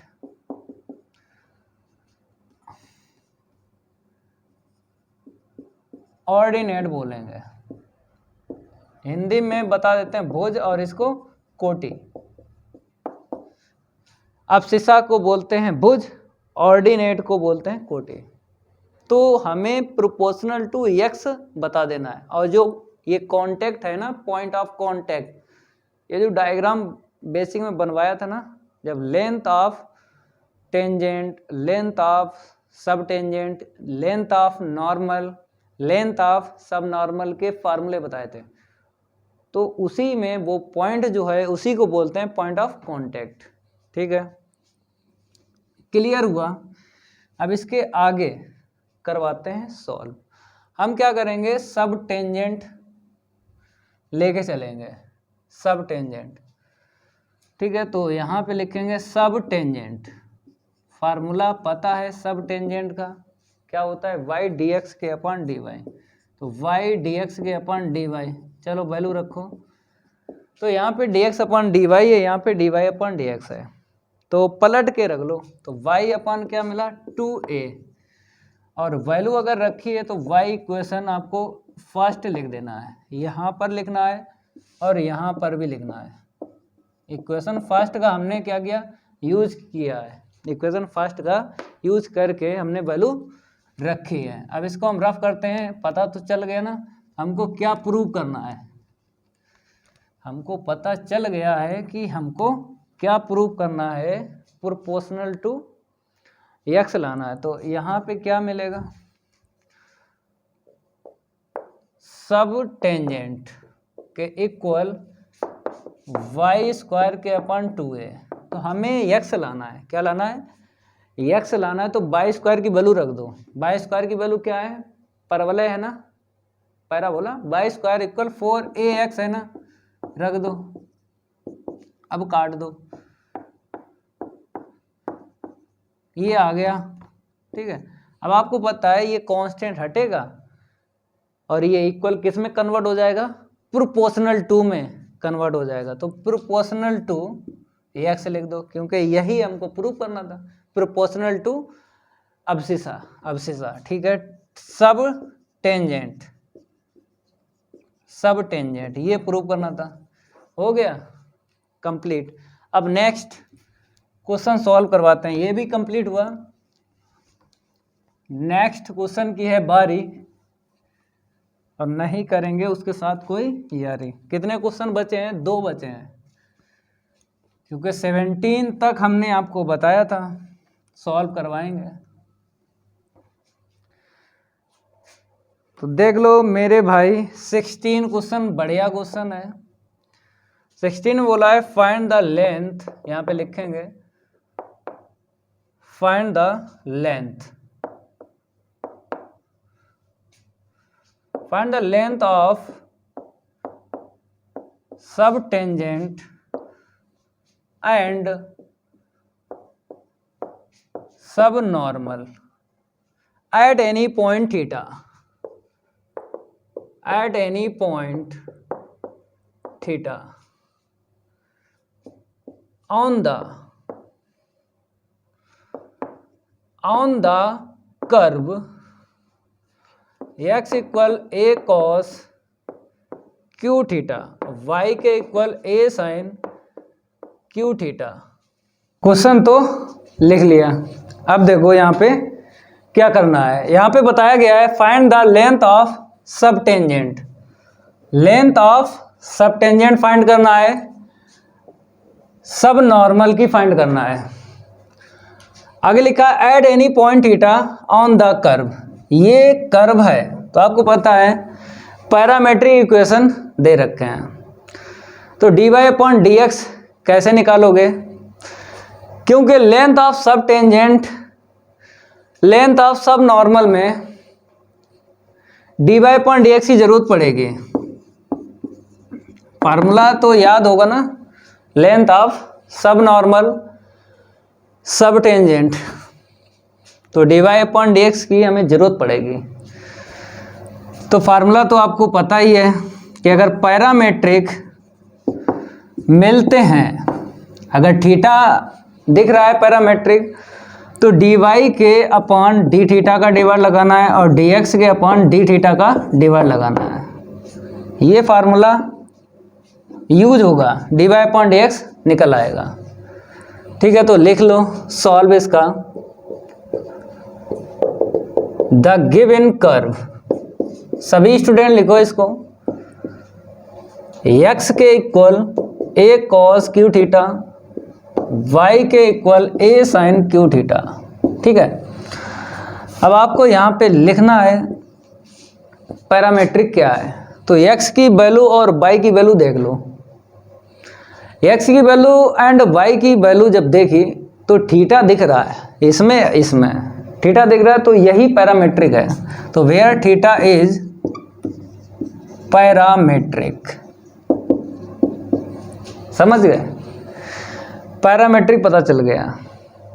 जो भी वेरिएबल मिलता है पैरामेट्रिक, उसी के विद रिस्पेक्ट टू आपको डिफरेंशिएट भी करना है और यहाँ पे डिवाइड भी लगाना है।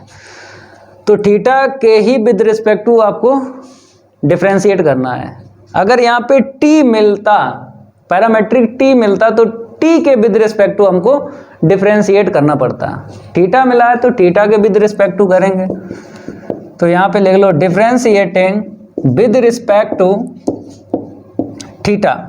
ठीक है, तो यहाँ पर dx के अपॉन डी थीटा, यहाँ पे पावर आगे कर लो और 1 पावर लेस कर लो। ठीक है ना, x की पावर n का फार्मूला लग गया। अब अगेन करना है cos का, क्या होगा माइनस साइन, माइनस आगे लगा लो, क्योंकि जो CO से स्टार्ट होते हैं वो माइनस छोड़ते हैं। जब डिफरेंशिएट करोगे जो CO से स्टार्ट होते हैं वो माइनस छोड़ते हैं। ठीक है, अब यहाँ से हम क्या करेंगे, dy अपॉन डी थीटा की वैल्यू निकालते हैं। पावर आगे कर लो, 1 पावर लेस कर लो। ठीक है, अब पावर में साइन है, इसका अगेन करेंगे, क्या निकलेगा cos।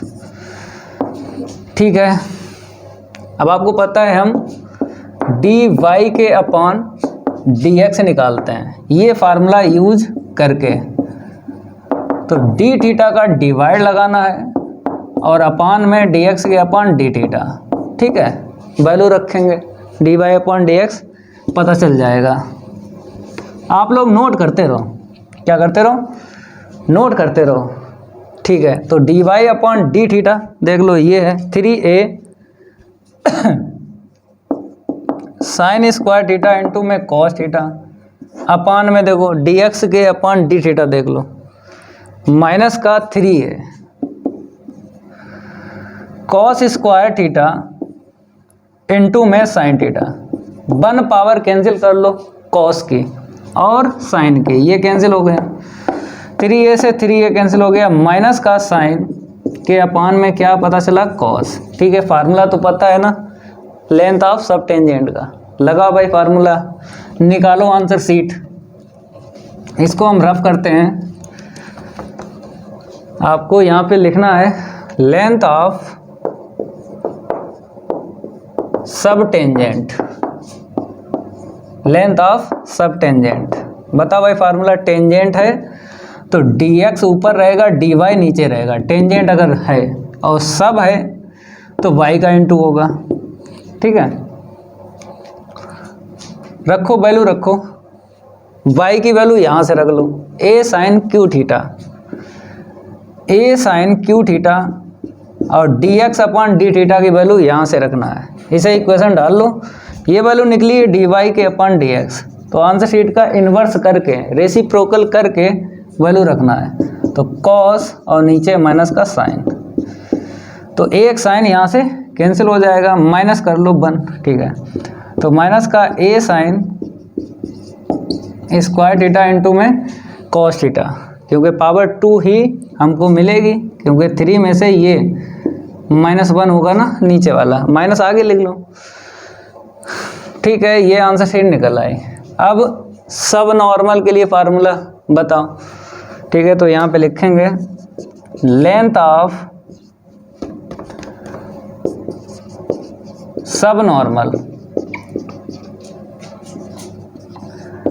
y इंटू में dy अपॉन dx, वैल्यू रखेंगे y की रखो और dy अपॉन dx ही रखो, और इक्वेशन फर्स्ट आपको यहाँ पे लिखना है।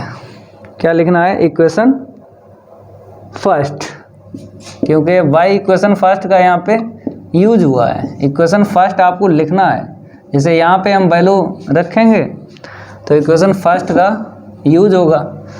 तो पहले y की वैल्यू रख लो a साइन क्यू थीटा, इसकी वैल्यू माइनस का साइन थीटा के अपान में cos थीटा। अब यहाँ पे y इक्वेशन फर्स्ट आपको बता देना है, क्योंकि वैल्यू रखी ना।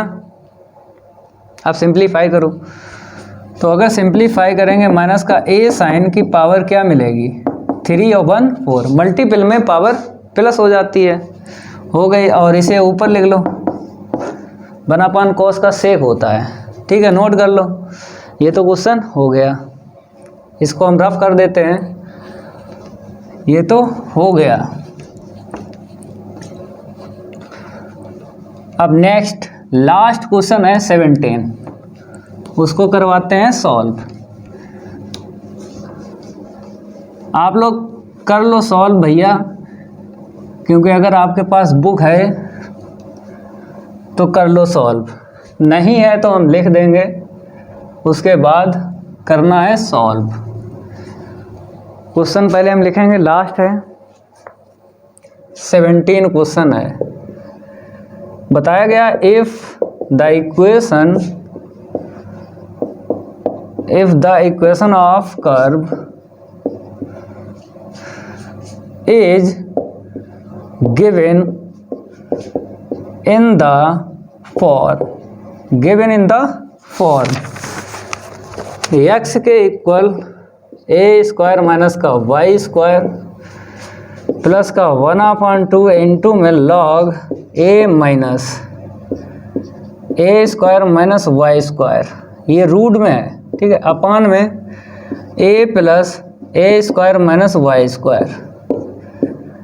फिर आगे लिखा then so that,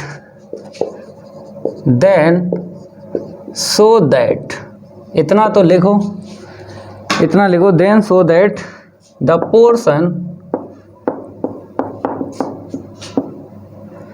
portion of the tangent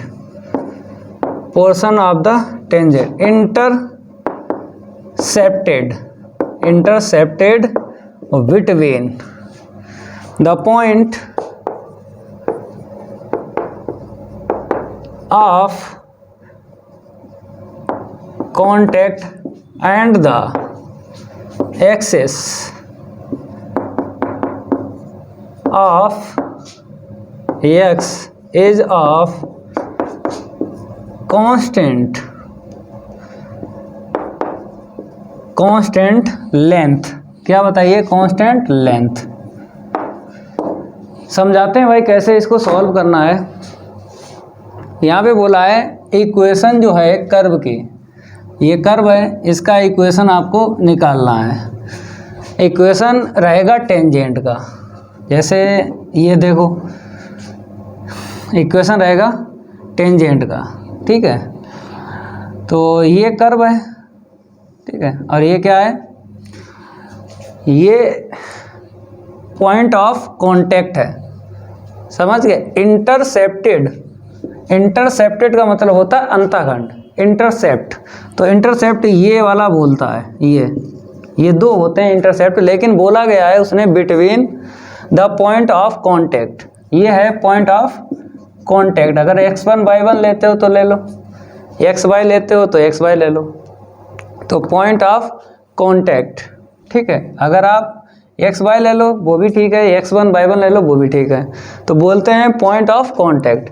the axis of x, ये वाला लेना है, x एक्सिस मतलब कांस्टेंट लेंथ हमको बतानी है x एक्सिस से, ये वाला ये लेना। जैसे p हो गया ये और ये a, तो इसका हमें पॉइंट निकालना है। इसका पॉइंट निकलेगा x एक्सिस बाई की वैल्यू 0, ये और पता चल जाए तुरंत ही हम डिस्टेंस का फार्मूला लगा लेंगे और P A equal constant prove कर देंगे, कांस्टेंट। तो आपको पता है अगर डायग्राम की बात करें, ये डायग्राम होता है किसका होता है, x के अपान ए प्लस वाई के अपान बी इक्वल 1, ठीक है, इसका होता है। तो हमें इस फॉर्म में टेंजेंट को नहीं कन्वर्ट करना, हमें केवल ये चाहिए, ये निकल आएगा। देखो कैसे, समझ गए। पी ए हमको प्रूव कर देना कांस्टेंट लेंथ। तो सॉल्व करते हैं भाई द गिवन कर्व। क्या लिखना है, द गिवन कर्व। तो x के इक्वल क्या है, ए स्क्वायर माइनस का वाई स्क्वायर है प्लस का 1/2 a log a minus a square minus y square ऊपर है और नीचे क्या है, a plus a square minus y square नीचे है, ठीक है, ये है। तो कर्व तो आपको लिख लेना है, ठीक है।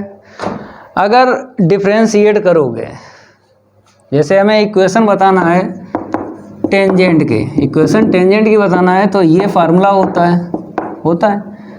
तो पॉइंट तो x1 और y1 अगर ये वाला रखते हो, ठीक है, और स्लोप निकालना है, तो स्लोप के लिए हमें dy/dx निकालना है यहाँ से।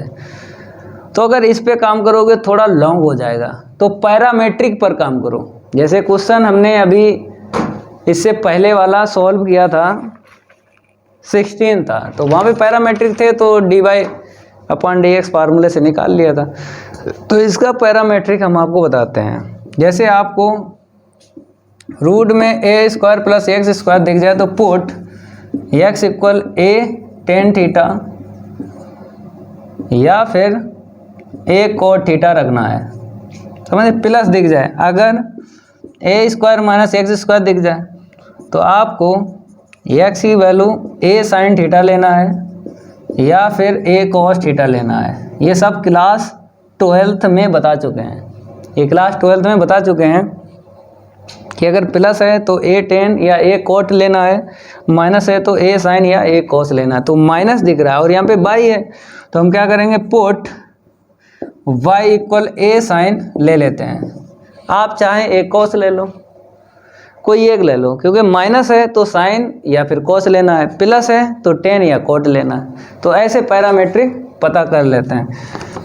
तो y हमको पता चल गया, x और पता चल जाए, y पता चल गया, x और पता चल जाए थीटा के टर्म में, तो ये वैल्यू डाल दो, पता चल जाएगा। जहाँ जहाँ y है रख दो, 1/2 a log a माइनस, तो a स्क्वायर माइनस का a square sine square theta. अब इसको रफ कर देते हैं, पता है पी ए हमें कांस्टेंट लाना है।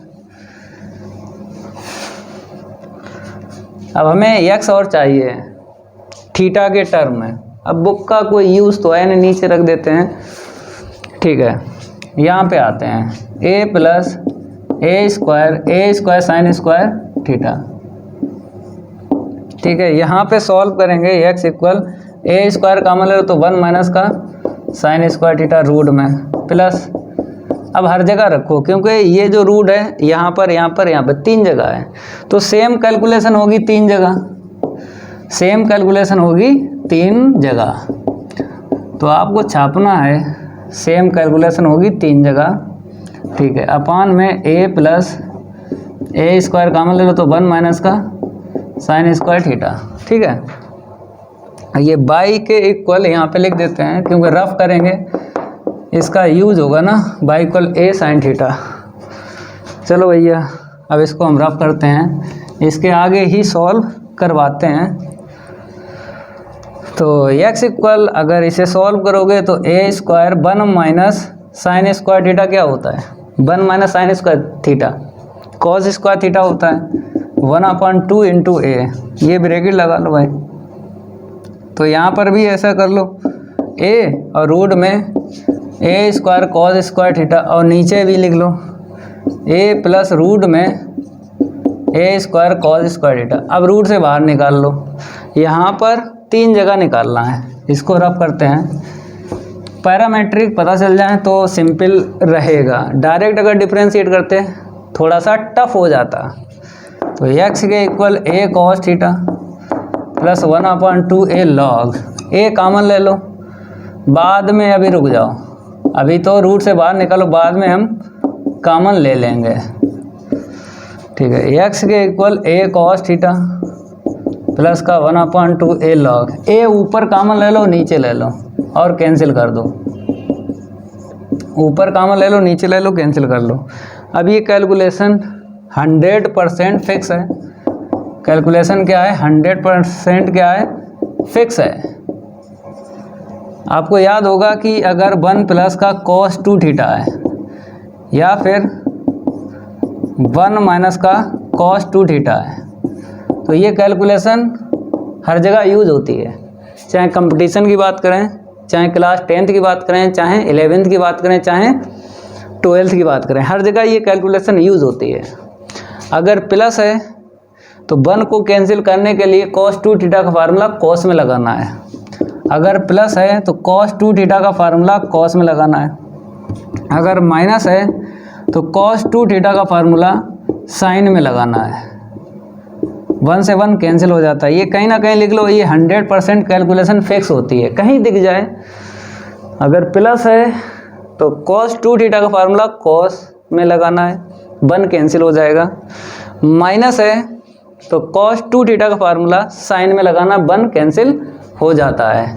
तो यहाँ पर भी ऐसे कर लो, तो a cos थीटा प्लस का 1/2 a लॉग। तो अगर हम ऊपर बात करें तो बताओ भाई, माइनस है और एंगल का हाफ करते हैं, जैसे 2 थीटा है तो थीटा में कन्वर्ट होगा, 2 थीटा है तो थीटा में कन्वर्ट होगा, एंगल का हाफ करते हैं। तो यहाँ पर एंगल का हाफ करेंगे तो 1 माइनस का 2 साइन स्क्वायर थीटा/2, नीचे भी कर लो cos 2 थीटा प्लस है तो cos थीटा का फार्मूला cos में लगाना है, तो 2 cos स्क्वायर थीटा/2 -1। ठीक है, अब देखो 1 से 1 कैंसिल हो गया। चलो भाई नोट करो, x की वैल्यू और निकाल लो, फिर उसके बाद में हम बताएंगे करना क्या है। x की वैल्यू निकाल लो पहले, तो निकालते हैं x के equal a cos theta plus का 1/2 a लॉग, ऊपर माइनस माइनस प्लस हो जाएगा, 2 साइन स्क्वायर थीटा के /2 अपान में 2 cos स्क्वायर थीटा के /2, ये कट गया, साइन अपान कॉस क्या होता है 10 होता है। ठीक है, इसको रफ करेंगे, नोट करते रहो।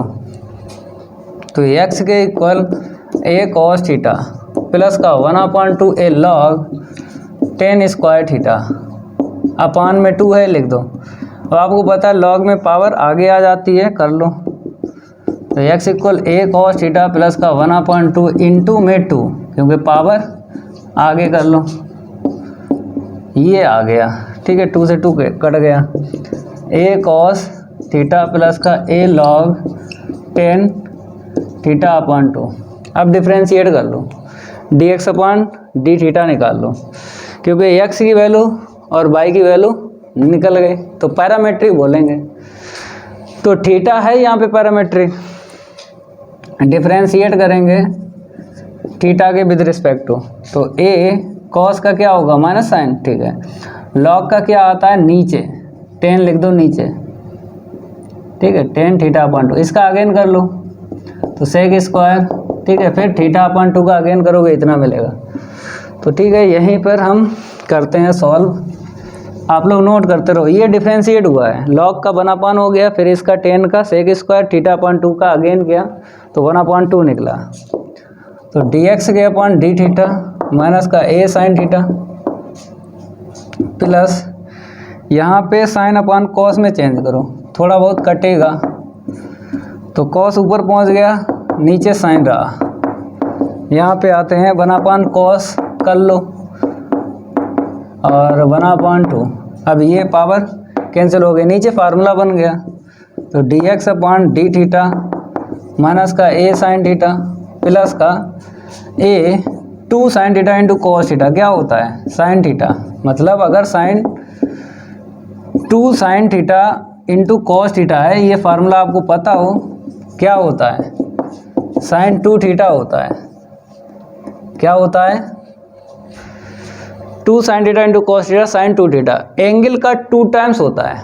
एंगल का क्या होता है? 2 टाइम्स। तो 2 टाइम्स यहाँ पे करेंगे, θ/2 में 2 कैंसिल हो जाएगा ना, तो थीटा आएगा। अब एलसीएम ले लो, एलसीएम ले लो, कुछ ना कुछ फार्मूला बनेगा। मतलब सिंप्लीफाई करते रहेंगे जब तक होगा। तो dx के अपॉन में डी थीटा इक्वल में अगर हम साइन थीटा कामन ले लें, मतलब एलसीएम ले लें और a कामन ले लें, तो 1 पहले लिख लो, ये इसका इसमें इंटू होगा ना, साइन स्क्वायर थीटा हो जाएगा। तो ऊपर मिला a कॉस स्क्वायर थीटा, नीचे मिला साइन थीटा। ये निकला है dx के upon d theta. And by देख लो, बाई क्या है? वो रहा a साइन थीटा। डिफ्रेंशिएट कर लो थीटा के विद रिस्पेक्ट टू, तो a कॉस थीटा मिलेगा। अब फार्मूला लगा लो, क्योंकि ये पैरामेट्रिक है ना, पैरामेट्रिक है, पैरामेट्रिक हैं। तो x जो निकला था वो भी लिख लो भाई, ज़रूरत पड़ेगी। x क्या निकला था बताओ? x जो निकला था वो बताओ। a कॉस, क्या निकला था? a कॉस थीटा प्लस का a लॉग 10 θ/2, यही निकला था। जो जब डिफ्रेंशिएट किया था ये लाइन मिली थी हमको, माइनस का a और फिर 1/10। ठीक है, कॉस हुआ। तो x की वैल्यू यही निकली थी। ठीक है, x की वैल्यू यही निकली थी। चलो भाई, क्योंकि इसका यूज होगा ना जब इक्वेशन ऑफ टेंजेंट, मतलब इक्वेशन ऑफ टेंजेंट निकालेंगे तो ये पॉइंट यूज होंगे, समझ गए? क्योंकि पैरामेट्रिक जो है थीटा है, थीटा पर तो स्लोप निकल आएगी dy/dx, लेकिन इक्वेशन की बात करें तो ये x1 और y1 यूज होंगे ना। ठीक है, तो वी नो दैट, फार्मूला बताओ। वी नो दैट, ठीक है, इसको हम रब करते हैं। dy के अपॉन dx के इक्वल क्या होता है? dy के अपॉन डी थीटा अपॉन में dx के अपॉन डी थीटा। वैल्यू रख लो, dy अपॉन डी थीटा की वैल्यू रखो, तो ऊपर रखेंगे dy अपॉन डी थीटा की वैल्यू a कॉस थीटा है, और ये क्या है? a कॉस स्क्वायर थीटा के अपॉन में साइन थीटा। ये वैल्यू रखी नीचे और ये वाली ऊपर रखी। कुछ कटेगा काट लो, ये कट गया, ये ऊपर चला जाएगा, तो क्या निकली? साइन थीटा अपॉन में कॉस थीटा। ठीक है, dy के अपॉन में dx। ठीक है, 10 ना बनाओ, हमने बोला था इक्वेशन ऑफ नॉर्मल निकालते हो या इक्वेशन ऑफ टेंजेंट, तो साइन अपॉन कॉस या कॉस अपॉन साइन ही रखना, 10 कॉट नहीं बनाना, समझ गए? 10 कॉट ना बनाओ, ये फिक्स है। जब भी आपको टेंजेंट इक्वेशन पता करना हो या नॉर्मल, तो साइन और कॉस में पता करो कि वो फार्मूला बन जाता है, sign square theta plus cos square theta 1 होता है, या फिर cos square theta minus sine square theta sine 2 theta बन कॉस 2 थीटा बन जाता है। तो इसीलिए ऐसा रखो। अब स्लोप निकालेंगे हम, स्लोप एट टेंजेंट की निकालो, slope of tangent at theta. तो स्लोप m के इक्वल dy के अपॉन dx, ये थीटा। तो यही आपको लिख देना है, साइन थीटा के अपॉन में cos theta. Equation of equation of tangent at, रख लो x है a cos ये वाला, क्योंकि पॉइंट तो यही यूज करेंगे ना, a log 10 theta upon 2 comma a sin theta, तो पॉइंट तो हम यही यूज करेंगे, समझ गए। तो y माइनस y1 इक्वल क्या होता है m x माइनस x1। अब एक बात बताते हैं आपको, जैसे x1 y1 की वैल्यू ना रखो, देखो पहले हम ऐसे लिखते हैं, m की वैल्यू डालते हैं, m क्या है साइन अपान में कॉस, m की वैल्यू डाल दी, m की वैल्यू डाल दी x माइनस का x1, ठीक है। अब आपको पूरा पता है। अगर डायग्राम की बात करें, देखो बताते हैं भाई, अगर हम डायग्राम की बात करें तो ये रहा डायग्राम, ये रहा डायग्राम, ये रहा कर्व, ठीक है। तो ये हो गया x1 और y1, ये हो गया x एक्सिस, ये हो गया x एक्सिस और ये हो गया y एक्सिस, ठीक है। और आपको पता है a, ठीक है, हमें PA निकालना है कांस्टेंट, तो इसका पॉइंट चाहिए x एक्सिस पे। उसने साफ साफ बोला है द एक्सिस ऑफ लिखा होगा, ठीक है। तो x एक्सिस पे y की वैल्यू 0 होती है, x एक्सिस, तो यहाँ पे क्या लिखेंगे, x एक्सिस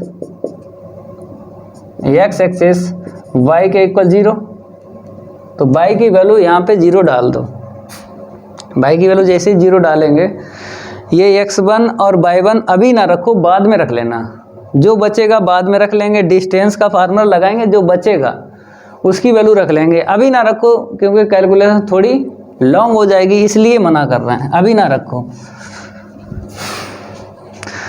तो y की वैल्यू जैसे ही 0 डाली तो माइनस y1 इक्वल में साइन थीटा के अपान में कॉस थीटा, साइन थीटा के अपान में कॉस थीटा x माइनस का x1, ठीक है। अब हमें क्या निकालना है, x की वैल्यू निकालना है, तो इसका इसमें इंटू कर लो, इसका इसमें इंटू कर लो, तो कॉस थीटा बाई 1 अपान में साइन थीटा इक्वल में x माइनस x1, तो इसको उस साइड लेके जाएंगे, तो x इक्वल x1 हो जाएगा और माइनस का कॉस थीटा बाई 1 अपान में साइन थीटा, ये x की वैल्यू आ गई। तो x की वैल्यू लिख दो यहाँ पे, x1 माइनस का कॉस थीटा और बाई 1 अपान में साइन थीटा, और x एक्सिस पे y की वैल्यू 0 होती है। अब डिस्टेंस का फार्मूला लगाएंगे, चलो यहाँ तक नोट करो, यहाँ तक क्या करो, नोट करो, डिस्टेंस का फार्मूला लगा लेंगे, ठीक है। इसको हटाते हैं, अब इसके आगे डिस्टेंस का फार्मूला, मतलब इसको नोट करने के बाद PA, डिस्टेंस का फार्मूला तो पता ही होगा, बताते हैं, जैसे x1 माइनस x2 का होल स्क्वायर और y1 माइनस y2 का होल स्क्वायर, ये आपको याद होना चाहिए। तो पहले माइनस कर लो, तो x1 माइनस का x1 ये प्लस का हो जाएगा, तो कॉस थीटा बाई 1 अपान में साइन थीटा होल स्क्वायर, और प्लस इसमें माइनस कर लो, y1 माइनस 0 का होल स्क्वायर, ठीक है, ये कट गया।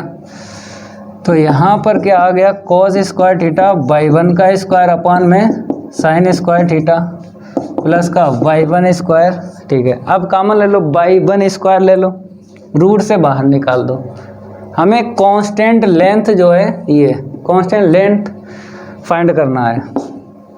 तो y1 स्क्वायर बाहर निकालेंगे, y1 आएगा ना, तो कॉस स्क्वायर थीटा अपान में साइन स्क्वायर थीटा, और प्लस का क्या है 1, अब एलसीएम ले लो, तो y1 साइन स्क्वायर थीटा, इसका इसमें इंटू करेंगे ना, तो कॉस स्क्वायर थीटा प्लस का साइन स्क्वायर थीटा क्या होता है, 1 होता है, ठीक है। तो ये डायग्राम भी बना लेना, डायग्राम बना लेना, ठीक है। इसको हम रफ करेंगे, अब आगे बताते हैं करना क्या है।